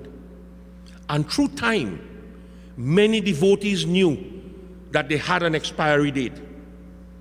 And they began the search to find that Supreme Lord, to go back to God. Prahalad was one of them. Nobody could convince Prahalad that Bhagavan Vishnu wasn't God. He saw God in everything. Until God appeared to him to save him. God didn't appear for no fun, to save Prahalad from the evil. You think Prahalad couldn't destroy Hiranyakashipu? Of course he could. But then that would have gone down in our records, in our scriptures. Son kill father. God, though you carry that blame, he will handle it. Now, Prahalad realized God through loving devotion. That was the vehicle he used. Raja Janak worshiped the same God using a different vehicle. Renunciation of the fruit of karma. You quoted a verse, Karamanyavadikaraste mapaleshu kadachan. Perform your duty. Renounce the fruit of the duty. The benefit. The benefit is not yours to determine. And I am sure if I ask the two scholars here, if I were to ask you if you are happy with the salary you get from your job, both of you all going to say no. Of course you're going to say no. How much more you want to work for? Don't tell me. But that is not in your hands. The work that you do is in your hands. The fruit is in the hands of somebody else. That is what the Gita says. Karamanyavadikaraste mapaleshu kadachan. You do your duty. Leave the fruits for somebody else to determine. And the best form was chivalry. Chivalry wasn't bhakti. Chivalry was selfless service to the Lord. Every day she used to get up and sweep the road. There are no mantra for sweeping the road. Every day she lighted in dia. Hey, the place dark, you must light dia. That had nothing to do with the love of God. You go bounce your foot if you put a light. Every day she picking fruits. You went to India. The bear, the dongs in India, that never sweet. So somebody brought some ripe one for me from India. Well, I really taste it. I throw it all, throw away the bag it come into. And they say, that's sweet. That couldn't be sweet. So she was just serving the Lord. How? Sweeping the road. Because she was told by Matang Rishi, you don't have to look for God. God is going to come to look for you. She believed that. Vishwas, faith. So she was preparing this selfless service until the Lord himself came. And chivalry is now the symbol of what is called Nauda Bhakti. Not one, all 9. When Raam himself says to her, it's difficult for a person to have one form of devotion, and you have all 9. She is the foundation. When we talk Nauda Bhakti, we talk chivalry. And then, you always save the best for last. Sudama. What Sudama represented? Contentment. Man was a vagrant. He was looking like a vagrant. His family were vagrants. But he never complained. He was so contented. Until his wife says, listen, you say Lord Krishna is your friend. Go pay him a visit. When he look at you, come on, he must give you something, man. Fella really went. Krishna put him on the throne. Krishna wash his foot. Treat him like a king. He never asked Krishna for anything. And Lord Krishna never offered him anything. That's a friend to have. But when he reached home, his whole life changed. Why? God knows the very thought that exists within our mind. That is why he's called Bhagavan. You don't have to ask. God knows everything. In this, our era, when I call our era, I don't mean the 20th and 21st century. People have studied the Gita and really did miraculous things. I'll give you a few examples. One was a president of the United States. His picture is on the $100 bill. Whose picture is on the $100 bill? I think Benjamin Franklin. I might be corrected for that, eh? Benjamin Franklin? Okay, so I'm correct. Mahatma Gandhi. The mathematician, Pythagoras. He was a Gita scholar. Bernard Shaw. They have all benefited from the Gita. And we can't understand it. Don't be caught up in the Sanskrit language. That will come in time. Read it in English. It is one of the few scriptures that is internationally published. Every spoken language, the Gita is published in it. So reading it is not a problem. Sooner or later, we'll have to condemn Sanskrit in Trinidad and we'll start reading it in Spanish. We'll have a Venezuelan Gita here very soon. It's coming. The Gita, the science of the Gita, is what the scientists and them have used to write the program for robots. You know that? Yeah, look, the professor there, he would. One thing people tell about Vikram, forget all the bad things they say. What are the things they say? He don't lie. The program that is used to make robots function was based on the science of the Gita, Sanskrit. Nobody could debate that. Serious. What we must remember in life is that our thoughts become words. Our words are transformed into action. Our action become habits. Habits become character. And character becomes our destiny. If everybody say I'm ignorant, you want me to say, Sitaram? I can't do that. They don't say I'm ignorant. So I have to live up to my reputation. Nice.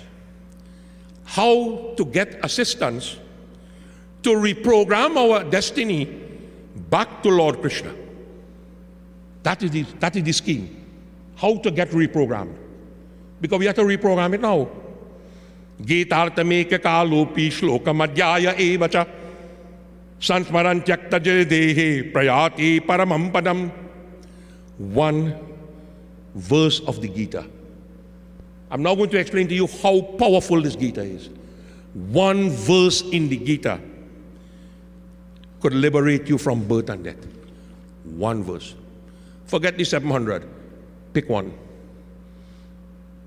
Pick one. Gitaya shlokadas kamma saptapancha tushtiyam dautrinekam tadaravaha shlokanam yapatinara chandralokam avapnoti varshanama duvam. Those who are able to chant 10, 7, 5, 4, 3, 2, 1, half of a verse will journey to Chandrama for 10,000 divine years. 10,000 divine years is a lot of zeros behind that 10. Adhyaya jam chapadamba nityamaya patati janaha saprapti rave lokam manvantarakatam samaha. Those who chant half of a chapter every day for a manvantara, they will journey to Suryaloka. Ekamajaya kamanityam patati bhakti sanyuta ruddalokam avapnoti gano bhutva basechiram. He says, "Oh Arjun, if you read one chapter of the Gita every day with devotion, be devoted to it. If your span could only last 5 minutes, you see that 5 minutes you start to read the Gita, read it sincerely for 5 minutes. Then put it on. Go and do what you had to do, come back and sit down another 5 minutes, and go again. And eventually, you will get it right. One chapter a day takes us to the abode of Lord Shiva, where we become a Gana of Lord Shiva. Who is the greatest Gana of Lord Shiva? Gana Isha, the Lord of the Gana. And the Lord of the Gana is Ganesh. So maybe in the next cycle, I'm watching how my hairs growing now. They're getting a little bigger and bigger as I get older. I might be on the right path. I might become Lord Ganesh in the next yuga. If I sincerely read one chapter of the day with sincere devotion, it could happen. Tata dvayadamanityam patamano nirantaram endilokam avapnoti kalamamekam vasedruvam. Those who read two chapters a day journeys to Indraloka for one kalpa. Shadancham dapanamanastu gangasnana palam labit tibagam patanamanastu somayaga palam labit. Those who read 6 chapters a day gets the benefit of taking a bath in the Ganga. Now remember a little story, Krishna. I was in a place called Jackson Heights. Went to a puja shop. Very important, very big place, Butala. And when I was looking for certain books, the guy said, like, "You've been to India?" I said, "No." He said, "So you never bathed in the Ganga?" I said, "Of course." He said, "But if you've never been to India, how you bathe in the Ganga?" And my answer was, and I always remember that, "Hotton pe sachai kehti hai, ya dil mein safai rehti hai, hum us desh ki vasi hai, is desh mein Ganga rehti hai." This is the country of the Ganga. Not India. Hey, Ganga right here for me. He laughed, I laughed, and we became very good friends. If you read 3 chapters a day, you get the benefit of performing what is called the Soma Yagya. Pate samartha sampurane tatodada tamachare tada godana jama punyam labate natra sanchayaha. You think the Lord is a fool? The Lord knows. Sometimes it is difficult to do it. He says, "Arjun, if you could read 9 chapters a day, although I know it's difficult, go down." What people say, "Dan kare kau." Go down doesn't mean Dan kare kau, unfortunately. Go means the senses. Dan means to give up the senses. That is go down, not cow. Cow does end up in the market in a stall. When he end up there, who get this in? The Baba who sell it there? Or Pandit Prakash who dan kare to me? 2 are we going to hell? Like twin. You give it and I take it, both are we going. Protect that animal. How do you protect it? Go down. Surrender your senses to God. Read 9 chapters a day. Etitane japo nityam naro nishtalamanasa jnana siddhim chalabashigram tatante paramam padam. Most people who could read the Gita read the Gita yesterday, the complete Gita. Right? You fooling God by reading it one day in the year. The Gita says read it every day. It takes only 2 hours. It does take only 2 hours. Read it every day. You will get perfection of knowledge. Not only perfection of knowledge, you come to me. You come to me never to return in this world. Arjun, finally I say to you, Manmana bhava mada bhakto madhyaji mam namaskuru mama vaishasi satyam te pratijano priyosiyama. Give your mind to me, Arjun. Bring it back. Be devoted to me. Worship me. Bow to me. You will come to me. This is my promise to you. Why? Pratijano priyosime. You are very dear to me. God loves us. He really do. The kind of things we do in life and could still sit down and pray to God.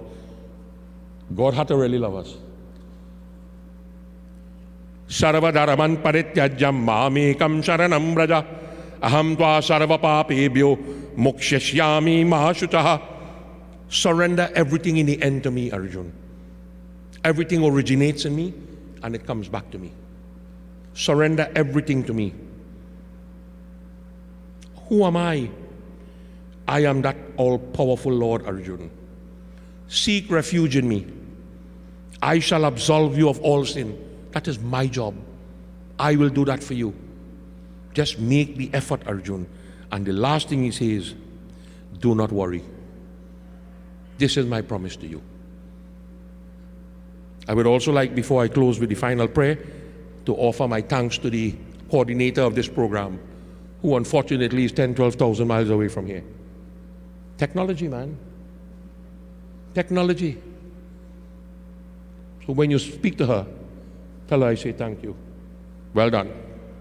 Om swasti prajabhya paripalayantam nyayena margena mahima mahisha go brahmanabhya shubhamastu nityam loko samasta sukhino bhavantu kale varashatu parajanya pritavi sasya shalini loko yamksho bharahito brahmana santu nirbhaya aputraha putrina santu putrina santu pautrina adhana sadhana santu jivantu sharadashatam. The most beautiful line, sarave bhavantu sukhina. May all derive that divine happiness. Sarave santu riramaya. Sarave bhadrani pashyanti ma kashid dukkha bhag bhavet. May we all be free from obstacles in life. Bolo Shri Govinda Bhagavan ki jai. Thank you very much.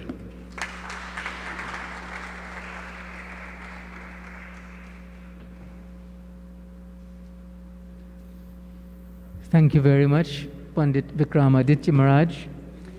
Now, we've had our 3 presentations, and we have, it's 5 o'clock, we are scheduled for half an hour, we're working on schedule for an open forum.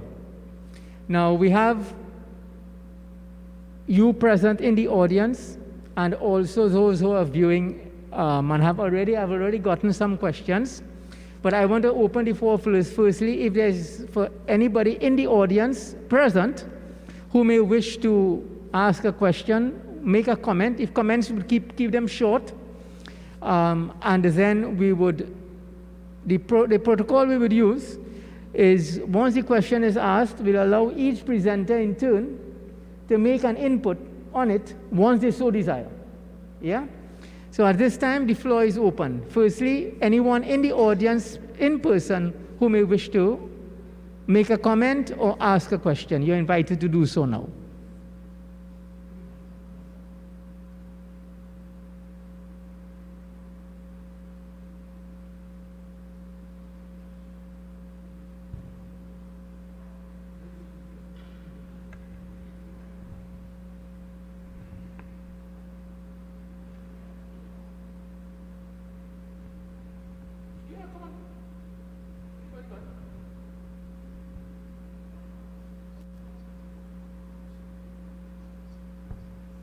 Sitaram, everyone. Yeah, I am here with Pandit Vikramaditya, and I just wanted to, while the discussion was going on, just some thoughts came into my mind. While we were in class, sometimes studying Bhagavad Gita, Pandit always say that the Gita is a coded text. And tonight, this afternoon, you repeated it here.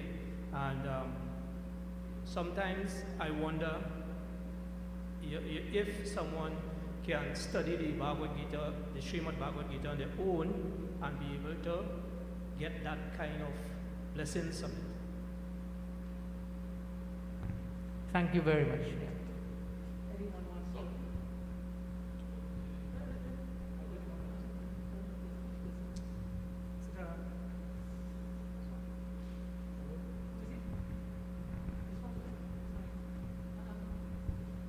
Yes, so I think it's not a matter of whether you could get benefit or not just like that. I mean, if you read it, whatever translation you could get your hands on, definitely there will be something there that you could learn and that you could apply. But the more you study, the wider Hindu philosophies and so on, the more you'll be able to see into it. So it's not a question of, well, there's something here to learn and can I learn it, but how deep you could go into it based on your other study as well, your other Swadhyaya. So I think, yes, definitely you could get some benefit from it, but it should be that you also make an effort to study a lot more about wider Hinduism so that you could go deeper and deeper and deeper into it. I would just add that when you study anything, be the Gita, the Ramayana, anything, for it to have impact on you, you need to relate it to your life experiences. And when you do that, then you get greater insight. So it becomes no longer a static book, but a living experience, a living, understanding.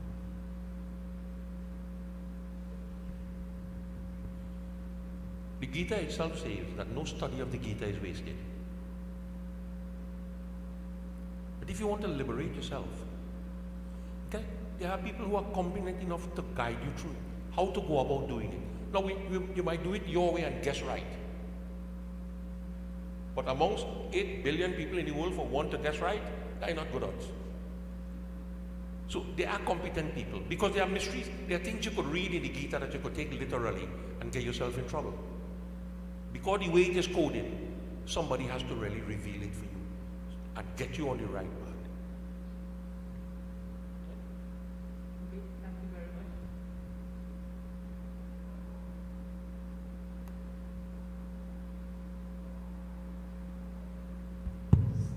much. Please proceed. Sitar, my name is Anil Maraj. I read the Gita for the first time when I was a teenager. And what I got from it was a synthesis of the various darshans of philosophy.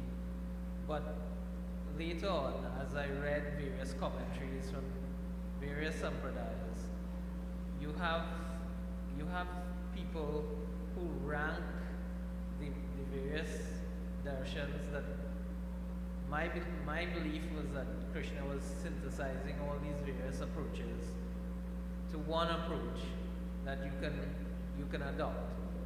I've read some commentaries which confused me, because now they've basically split out the commentary on the various darshans and further went to a point where they were ranking things and saying that Sankhya is not as important as Vedanta. It caused me a great deal of confusion.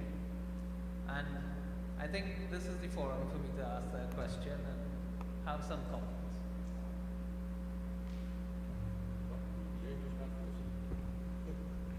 Yeah, well, I think that is expected.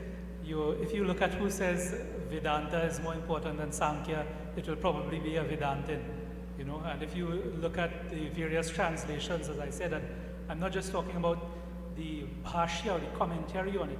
If you look at how they translate the text itself, word for word, it could be different. and they all stress on different shades of meanings, on things based on what their own philosophy is. So definitely you have that. Krishna in the Uddhava Gita speaks about it, and he says different people give different explanations, different numbers of tattvas and so on in the elaboration of the Sankhya philosophy. They break up the world in different ways, and he accepts all of them because they are all put forward with reason.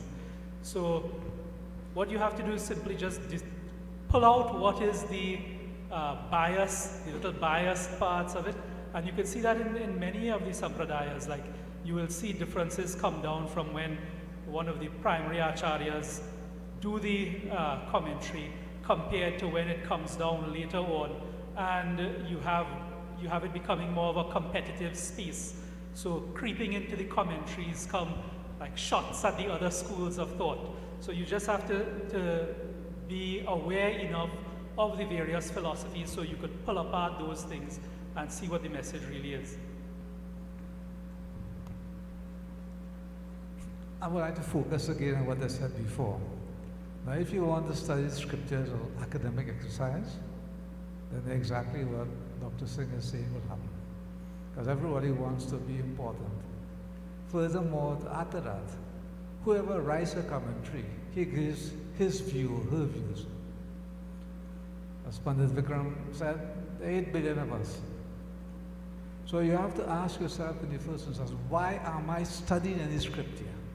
What is the purpose of it? And when you get that clear in your head, then your road becomes a bit clearer.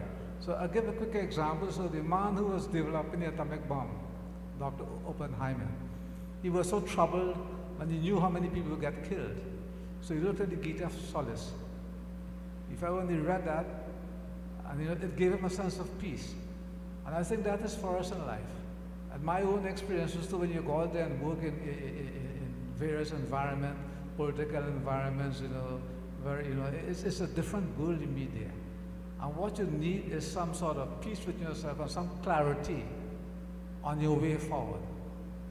And therefore, I'll have to deviate a bit from Dr. Singh here with regard to bhakti, because that was bhakti is not an excuse or a shelter, but it provides a sanctuary for you.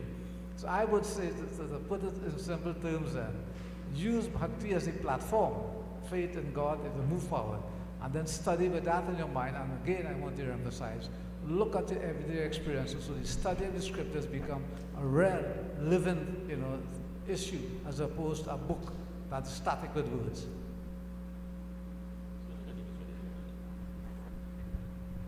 Is what you want out of it. Forget other people's opinion. They are only right. I just quoted that verse for you.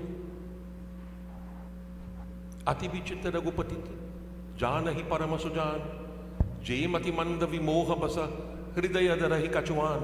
I am writing my opinion because I am looking for followers. E-G-O, edge in, God, out. Forget my opinion is what you want from it. Forget other people's opinion.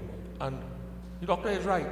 If you look at the verses in the Gita and see what the word means, 9 out of 10 times the verse doesn't say that.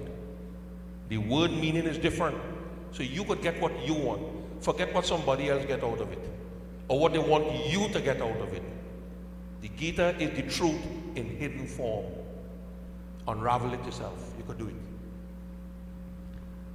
Thank you very much. For our viewers and listeners online, please remember, in this IGF, we are not taking calls. I just got a call on the phone. We prefer you, in the interest of time, to WhatsApp. WhatsApp your comment or question, and I will now begin the WhatsApp questions. Gentlemen, these are, to me, they are interesting questions because they are intended to portray Lord Krishna in a negative light. But we are people who are quite competent, I'm sure, to answer any question that arises. So this first comment is, do you agree that Lord Krishna was a warmonger and caused death in the families? Kaurava and Pandavas. But I'm saying Kaurava and Pandavas, but the person doesn't say that here. They're just saying question, or their belief is that Lord Krishna was a warmonger who caused death because Arjuna didn't want to fight, from what I'm understanding. And it's one of the criticisms that I have heard from people who want to denigrate Hinduism and denigrate Lord Krishna. So I want to appeal to the panel, each of the panel members, given this question, what are your thoughts? How would you respond to this? So, in one sense, you could say, yes, Krishna is the cause of all the death because he's the cause of everything. So all causes rest inside him. Death is just one more thing. And in the context of the Gita, when you look at and from what I was talking about before, that it is all just nature in action. So if you see it through that lens, on one lens that Krishna is the cause of everything, then of course he's going to be the cause of war. He's the cause of everything. On the other side of it, if you look at it that everything is carried out by nature, then there is no concept there of individual causation. So in both of those ways, I just don't think that it is a problem. So what is there to gain by saying that Krishna is a warmonger and that he caused death? I mean, Krishna went to Duryodhana and Arjuna went to Krishna. He gave them a choice. One of you could get all my armies, the next one will get me. Right? He gave them this choice. He did not cause the war. He was nowhere inside it. They approached him for it. So how is it that he now has come about to cause the death of everybody? This was something that came about through the karma of Duryodhana, the Kauravas, the Pandavas, and all of them. So I don't know how, even in the sense that Krishna is the one urging Arjuna into battle, if Arjuna decided not to fight, the war was still going to happen just without Arjuna. So I don't see how it could be said that he was a warmonger or anything like that. I think that's a very uninformed view from the person standing. If you look at prior to the battlefield, Lord Krishna made various valiant attempts, considered attempts to prevent the war. When the war started, he also did not fight in the war. So how come he's a warmonger? It's a very uninformed view. And then I want to put a question back to the person who asked that question. How come Mahatma Gandhi, who is one of the greatest apostles of peace, Mahatma Gandhi, used the Gita to win a war without fighting?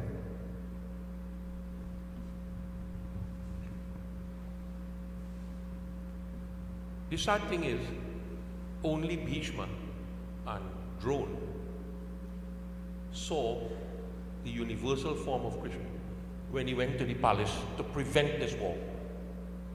Nobody else could see it. And do not be caught up with the false pretense that he was urging Arjuna to fight. That is not true. Arjuna himself in the Gita has said, Yavade tanadiksheham yodu kaman avastitan kairmaya sahayodabyam rasmin sanabanamudyate. I want to see all those people who come to challenge me for war today. Place my chariot between both armies. His intention was to fight. What shocked him is when he saw his relatives. And that is where the human qualities come in. So it had nothing to do with Krishna was forcing Arjuna to fight. Not at all. Not at all. Lord Krishna himself says, if Lord Krishna liked fight, why would he say, I will not pick up weapons on this battlefield? So he was not a warmonger. He was the embodiment of peace. Thank you very much, Pandit. If you permit me as coordinator also to bring a few points in. Firstly, these are some of the narratives that come, and I'm happy for it because it's important for us, even as Hindu people, you know, you are told these things by others who don't follow your faith. Your God is a warmonger, and you don't know how to answer. Krishna Bhagwan, his role, as we are saying, was what? To get Arjuna to do his duty. It was not a question, and the Krishna Bhagwan went as an emissary of peace. And he said to Dhritarashtra, if you read, when you know the history, Dhritarashtra, he went as an emissary of peace to prevent the war. And placed the burden squarely on the feet of Dhritarashtra, saying to him, "You are the king. Duryodhana is your son. You are overcome by too much love, attachment for your son. You want to give him what he wants even though it is improper." Which is why Dhritarashtra is described as blind, both physically and also spiritually. He's blind. He's blinded to the truth. So this criticism of Lord Krishna, I agree with the panel, and I hope it answers the question. He's not a warmonger. Rather, what he did was assist Arjun in unraveling and deciding for himself what his duty is. The other question, and I'm smiling under my mask. Sure, you have something else? Yeah, and I think the other way to look at it is just see what would happen, to ask yourself what would happen if Krishna had not taken action. Then what would be the case? So the Pandavas, if Arjuna did not fight, the Pandavas would not have won, the Kauravas would have won. What would be the case then? So we can't just look at the isolated events and isolated individual actions without the larger context of it. So that is why it starts with Dharma Kshetra. It was a battle of Dharma. It wasn't just war for war's sake. Excellent, because had he not spoken to Arjun, wouldn't have meant the war wouldn't take place. That's the question. The other question is along the similar vein, but I want us to address it with a panel. Lord Krishna, but I'm reading it and I get it, right? Lord Krishna was a womanizer. He had 16,000 wives. How do you respond to that? You know, in Krishna Bhagavan is described as having 16,000 wives. So let's get our panel's view on this comment. Anybody have a cell phone on them? That have a calculator? You have one here? Find it. Find the calculator. I'm giving you the answer. There is something in Hinduism called Shakti. Shakti is a power. They describe it in different ways. In our yajna, the Shakti is called the Yogini. And we have Chausata Yogini. There are 64 Shaktis. To get the 16,000 wives, Lord Krishna had to kill Narakasura. Why? Narakasura had mastered the 64 Shaktis. Not once, not twice. He mastered the 64 Shaktis 250 times each. Can you please multiply 64 by 250? What's the answer you get? 16,000? That is the 16,000 wives. That is the 16,000 wives, and I'll tell you why he had to take it. Those 64 Shaktis multiplied by 250 was a nuclear bomb in the hands of a madman named Narakasura. Nobody else couldn't handle that power. The Lord Krishna himself not only destroyed Narakasura, but he absorbed the 64 Shaktis in him. This is why they are worship of the Chausat Yogini in our yajnas. Pandit Prakash? I want to answer taking a different slant. My dear father always said when somebody asks a question, you must ask, what's the motivation for asking the question?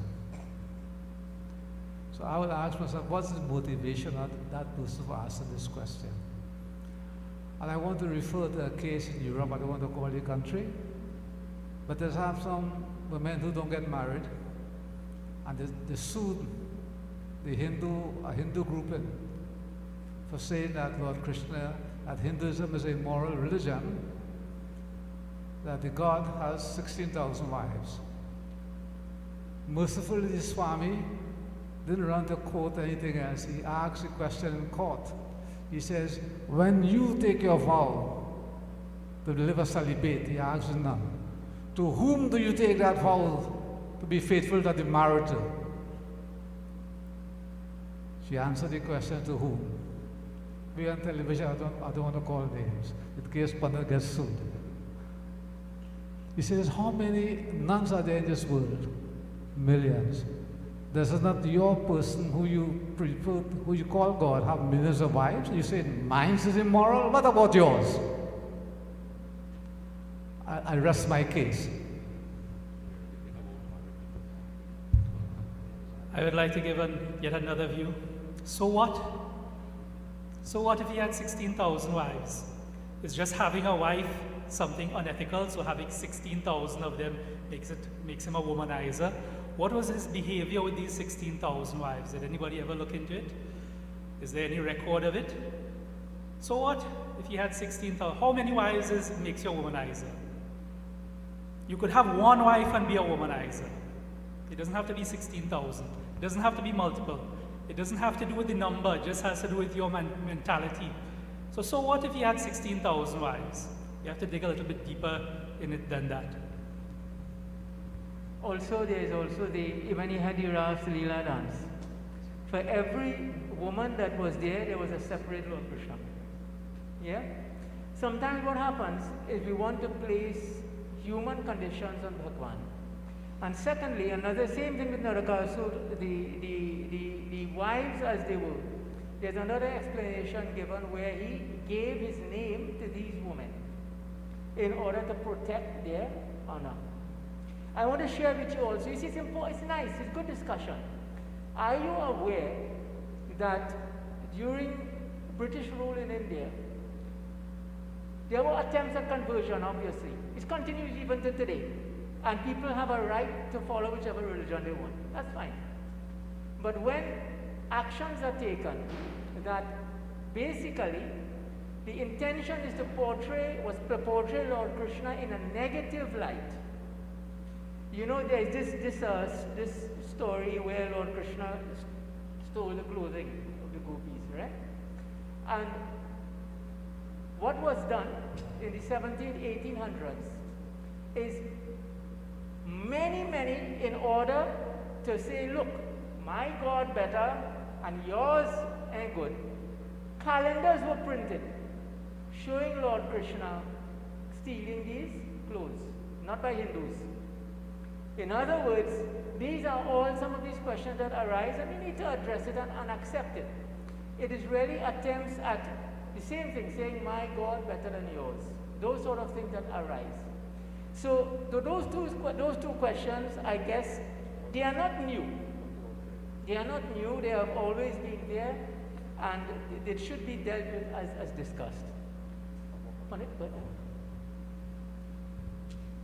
One more thing. The formation of the Chausat Yogini. There is a particular formation that is used when you put it on the BD.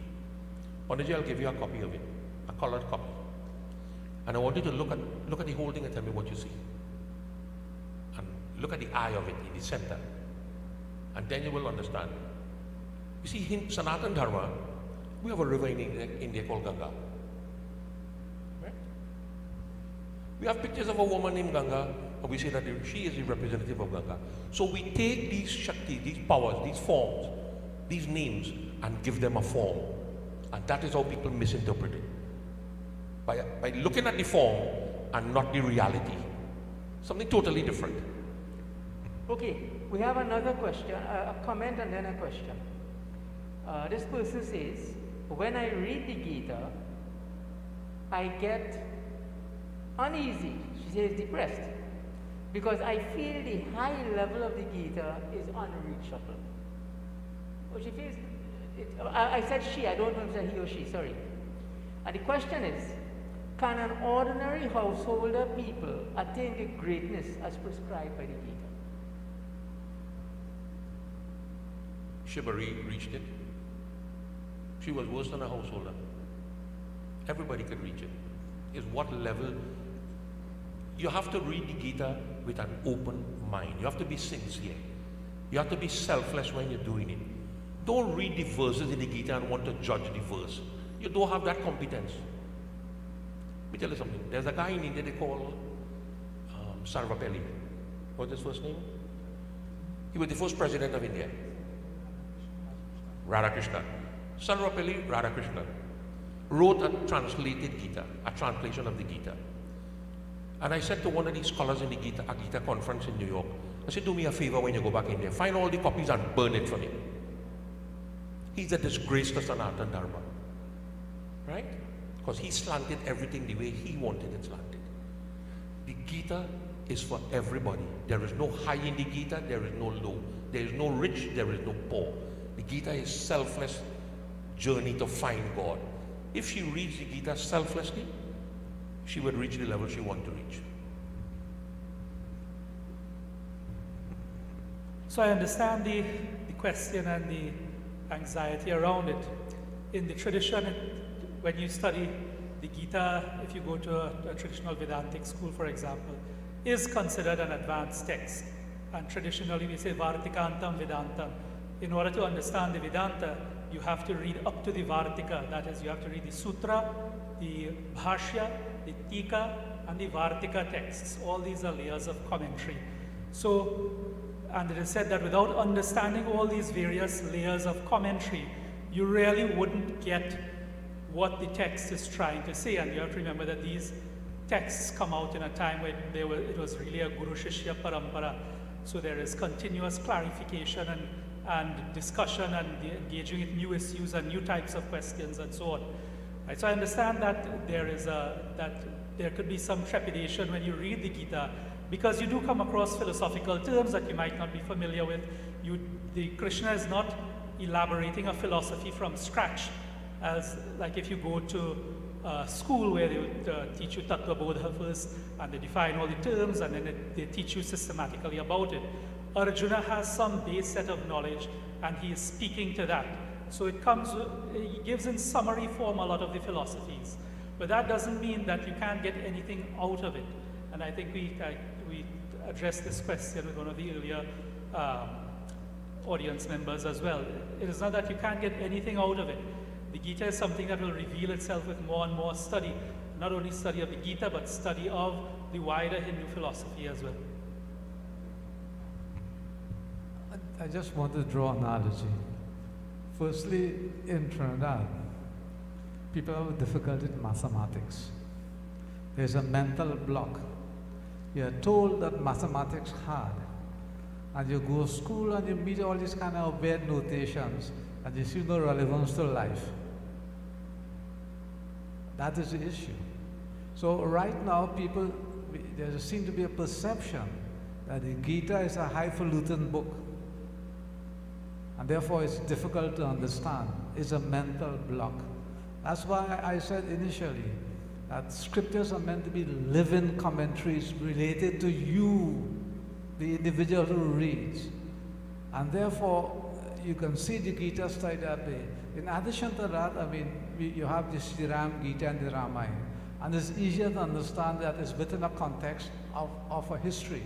That Prabhu Shri Ram sits and talks to his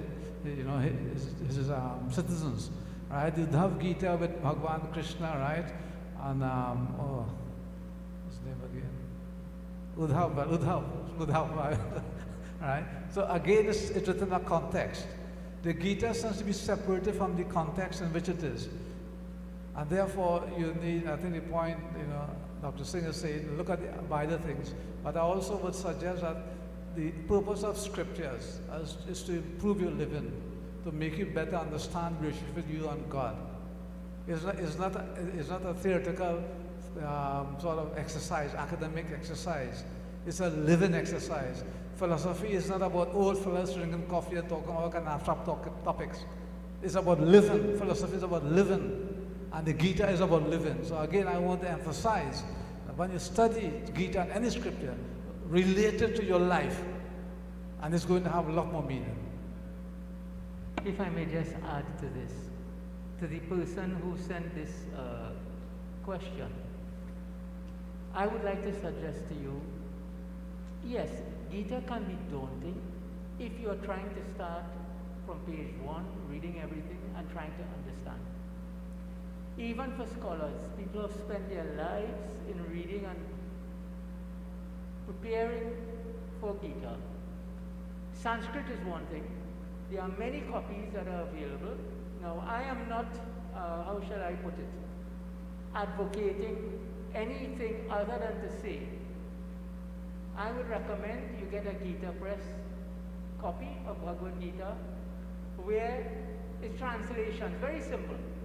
It's not intended it's not filled with any purport or anybody's explanations. Whoever's explanations you want to use, go ahead, that's fine also. But what I would suggest to the person, to you, go to chapter 12. You can't practice all the philosophies. I just want to refer you to one verse and I'll use the English only. Sri Bhagwan said, I consider them to be the best yogis who endowed with supreme faith and ever united through steadfast devotion to me, worship me, being Sri Krishna, with their minds centered on me. Last night in our forum, in our devotional forum, we dealt with chapter 12. I wish to recommend to you, sir or madam, and all others, read chapter 12. Krishna Bhagwan says, worship him. You can't worship him, he says, perform action in my name. You read that chapter, it's very simple steps to understand what he is saying, difficult to practice. And as you keep reading and practicing, repeated practice, greater understanding would come. So nobody should have a hang-up thinking that Gita hard. It is difficult. Reading the Sanskrit is difficult, but there are good translations and you can begin practicing and you can really benefit from it. It changes your life.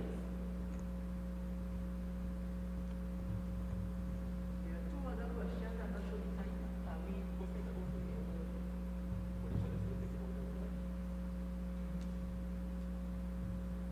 This is an interesting question. From a Hindu perspective, Professor, from a Hindu perspective, is there a devil working against God's will? Because I think this clearly... The devil is you. So the devil is you. Right? You are the devil working against your own self. And as Krishna said in the Gita, Udharet atmanatmanam natmano vasadayit. You must lift yourself by yourself. Right? And as the self is the friend and the self is the enemy. So you are the one that has to do it. So that's interesting, yeah? Because what happens here is people are externalizing. When they get a great achievement, I do it. But when something goes wrong, not me, it's the devil. Pan Prakash. I want to be easy on you, and I won't call you the devil. But as we said before, Hinduism gives you the choice. And it tells you what is right, what is wrong. Right? As I said earlier in my presentation, so in Dua 6, in Balkan, Tulsidas says that we are created with good qualities, bad qualities. So of course, if we want to do only bad things, we become like the devil. But Hinduism says we are divine by nature. The soul is part of Paramatma, is divine. So there can be no devil. By logic of it, if there's a devil, it means it's equivalent to God. And that is not possible in Hinduism. Not possible. My take on that is a very simple take. There are two words that appear in Hinduism. One is called Swarga and one is called Naraka. Unfortunately, the word Swarga has no English meaning. And Naraka has no English meaning. So somebody decided to come up with this brilliant plan. Swarga means heaven, Naraka means hell. Different religions say when you go to hell forever. You don't come out of hell. My God is Kripa. Compassion. So there's no word like Naraka. God will always give you the opportunity to better yourself. That is why Sant Goswami Tulsidas wrote that word in the Ramayana, Kripa, 359 different times. And every time you read the word Kripa in the Ramayana, it conveys a totally different meaning. There is no word as heaven and hell in Hinduism. We have divine planes and we have nether worlds. But it's not heaven and hell. Yes, no eternal damnation.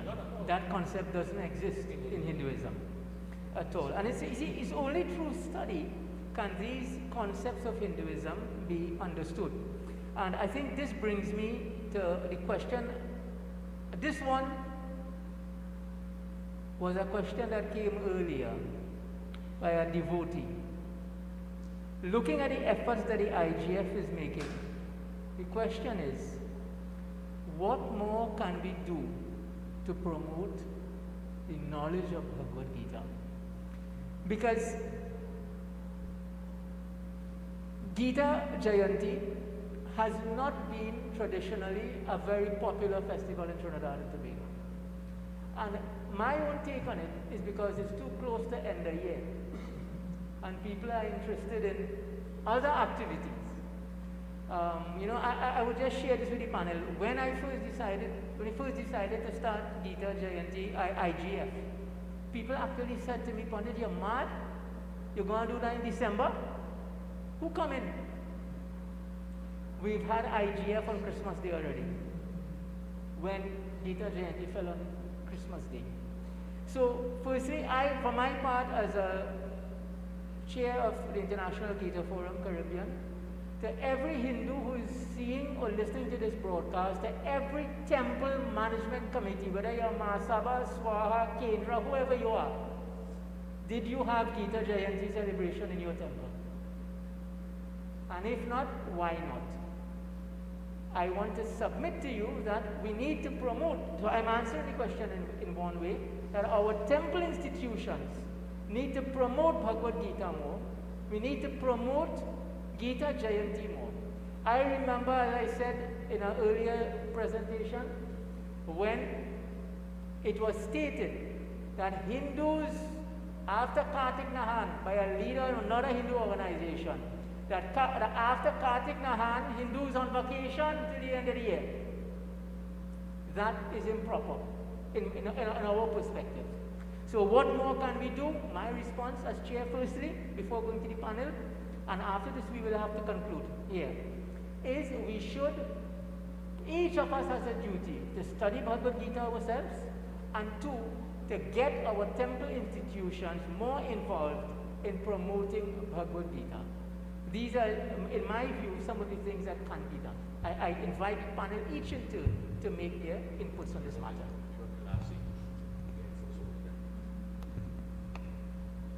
One, the Gita has to reach every home. Full stop. It cannot reach home if we have anything in Mandir. What guarantee do you have, and let me be honest, that Gita Jayanti was celebrated in Rock Road in the Kashinath Mandir? What guarantee you have of that? None, absolutely none. You have none. You hope that they will do it, but you're not sure. You and I have discussed that even today. We are going to take the Bhagavad Gita and we are going to put it in every single home, unless you switch your channel. Right now we are working out the details how we're going to do it, but it's going to reach every single home. Forget the Mandirs. The Mandir have a different issue and problems to deal with. Every home going to get it. And we hope that over a period of time, they will look out for it and call for more. But we have to give them the groundwork. The groundwork is to get it in the home of people.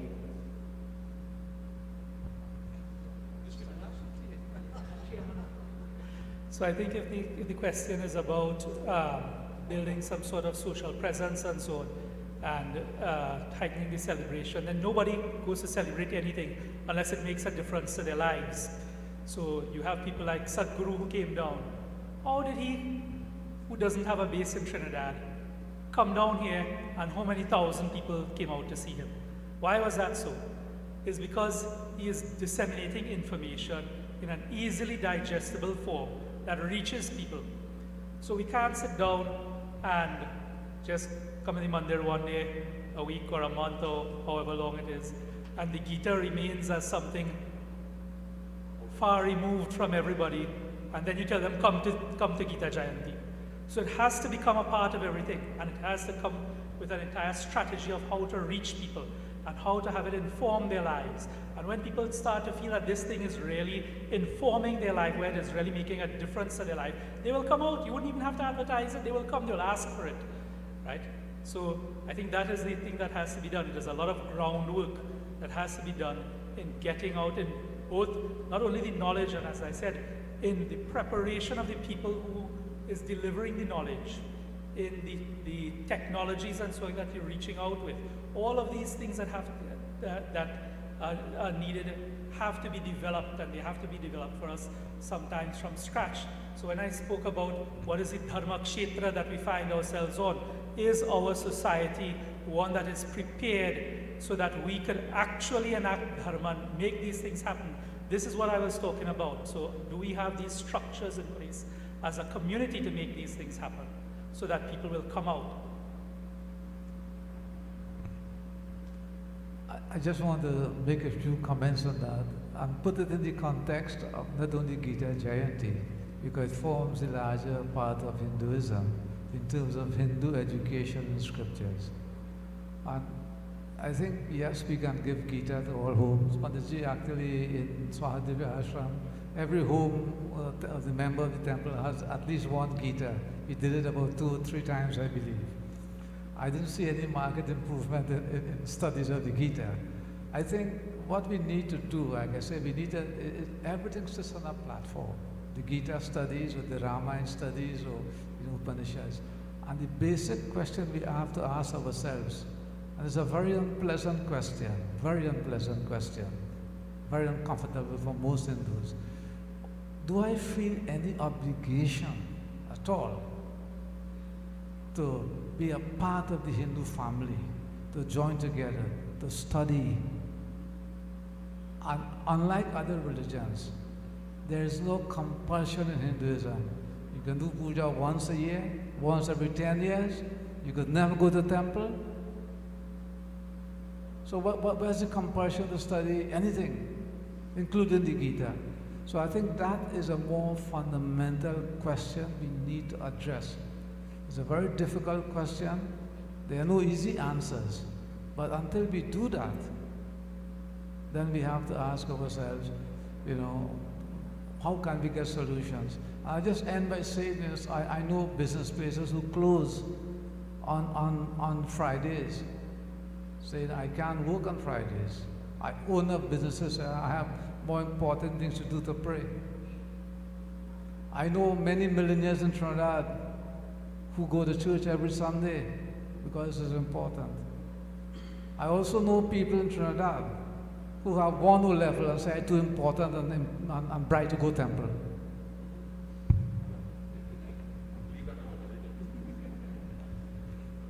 Okay, let me thank the panel.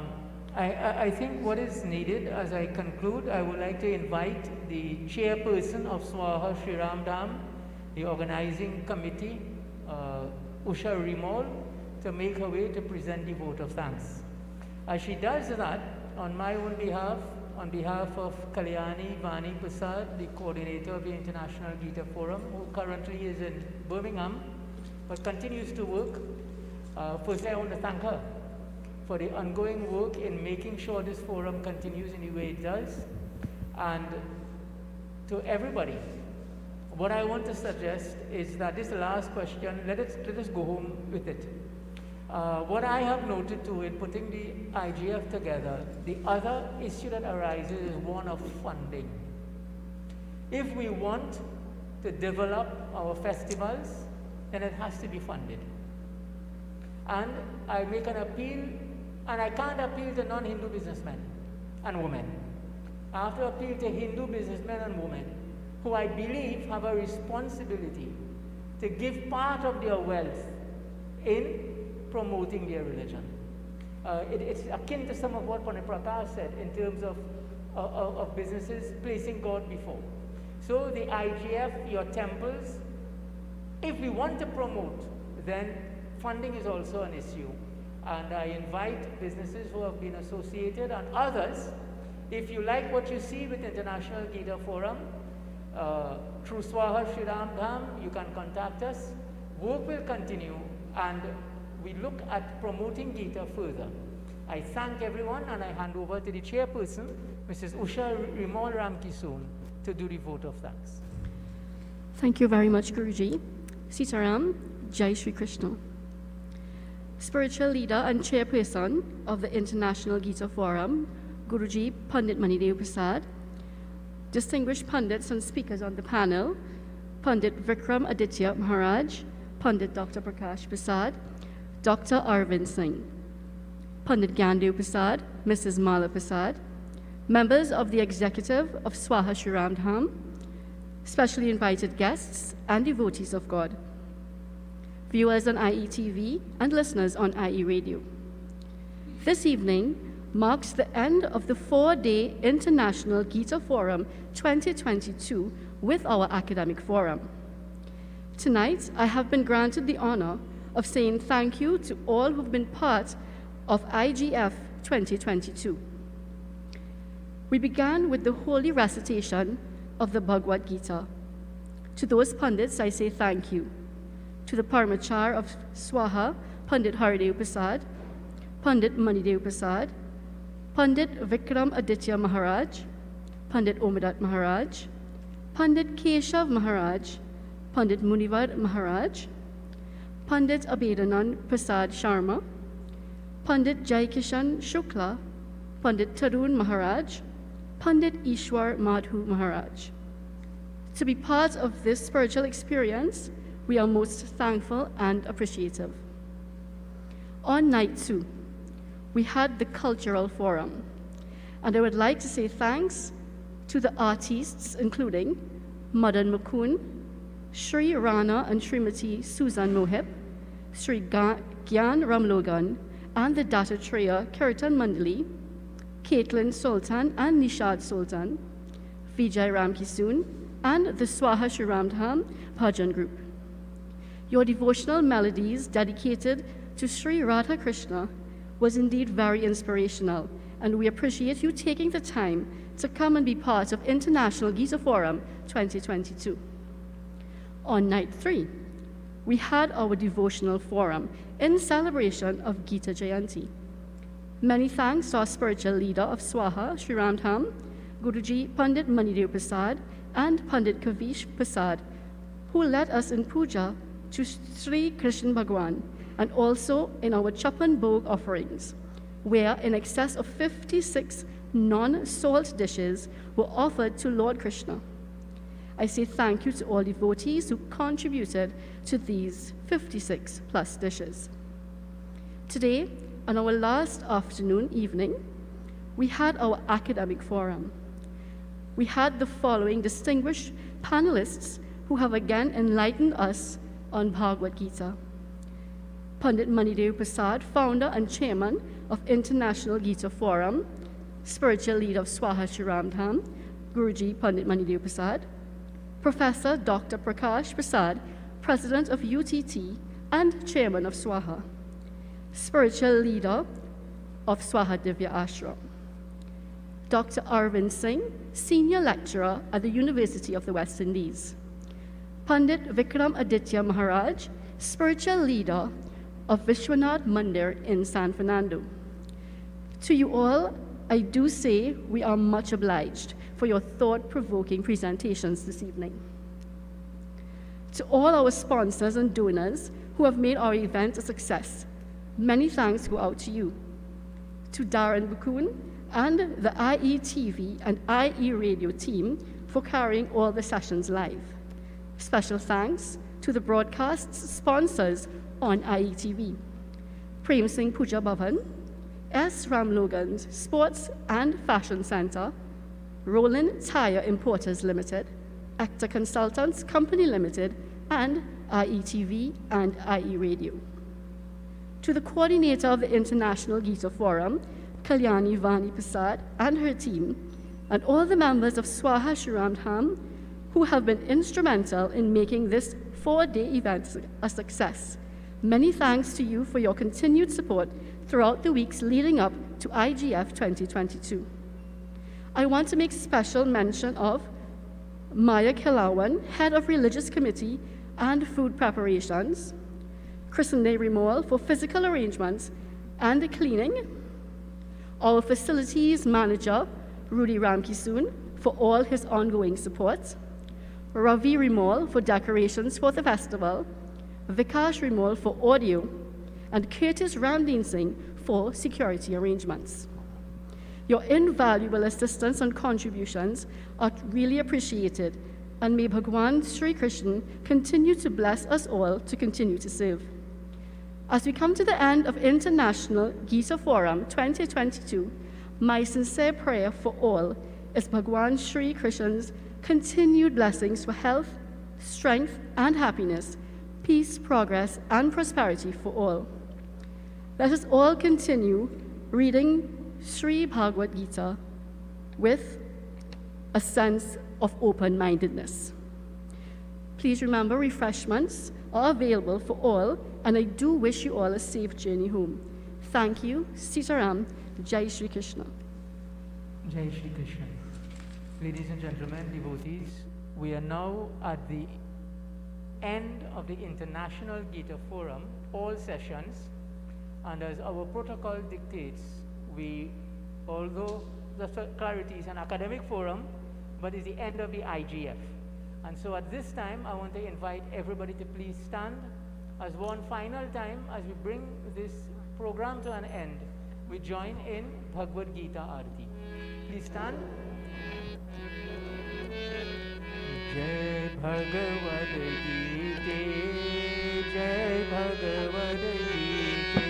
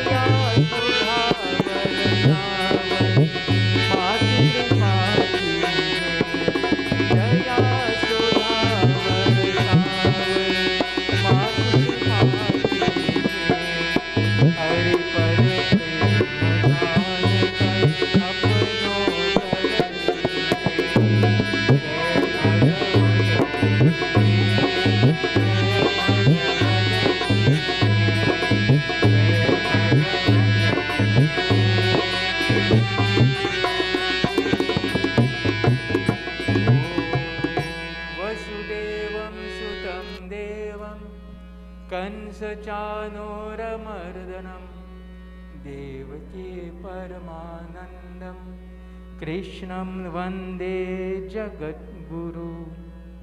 Our Ishtadev at SWAHA Shri Ram Dhaam. Shri Ramachandra Charanau Mansa Smarami. Shri Ramachandra Charanau Vachasa Grinami. Shri Ramachandra Charanau Shirsha Namami. Shri Ramachandra Charanau Sharanam Prapadhe. Sita Ramachandrai Namah. We conclude focusing on Bhagwan Sri Krishna on our third floor. Om Govinda Govinda Hare Murari, Govinda Govinda Mukunda Krishna, Govinda Govinda Radhangapane, Govinda Damu Daramadhaveti. Om Yadaksharam Param Bhrashtam Matra Hinam Chayat Bhavet Tat Sarvam Chamyatam Dev Prasid Parameshwara. Om Tvameva Mata Chapita Tvameva Tvameva Bandhu Shasakha Tvameva Tvameva Vidya Ravinam Tvameva Tvameva Sarvam Mama Deva Deva. Om Shanti Shanti Shanti. बोले श्री गीता महारानी की जय, सीताराम चंद्र की जय, राधा कृष्ण चंद्र की जय, स्वाहा माता की जय। गर्व से कहो हम हिंदू हैं। बोले श्री सत्य सनातन धर्म की जय। I pray that the blessings of Sri Krishna would be with us all. May we continue to worship him, bring fulfillment into our lives. I thank you all for joining. As mentioned by Usha, there are refreshments on the ground floor. We invite you to please remain, partake of some before leaving for home. Jai Shri Krishna.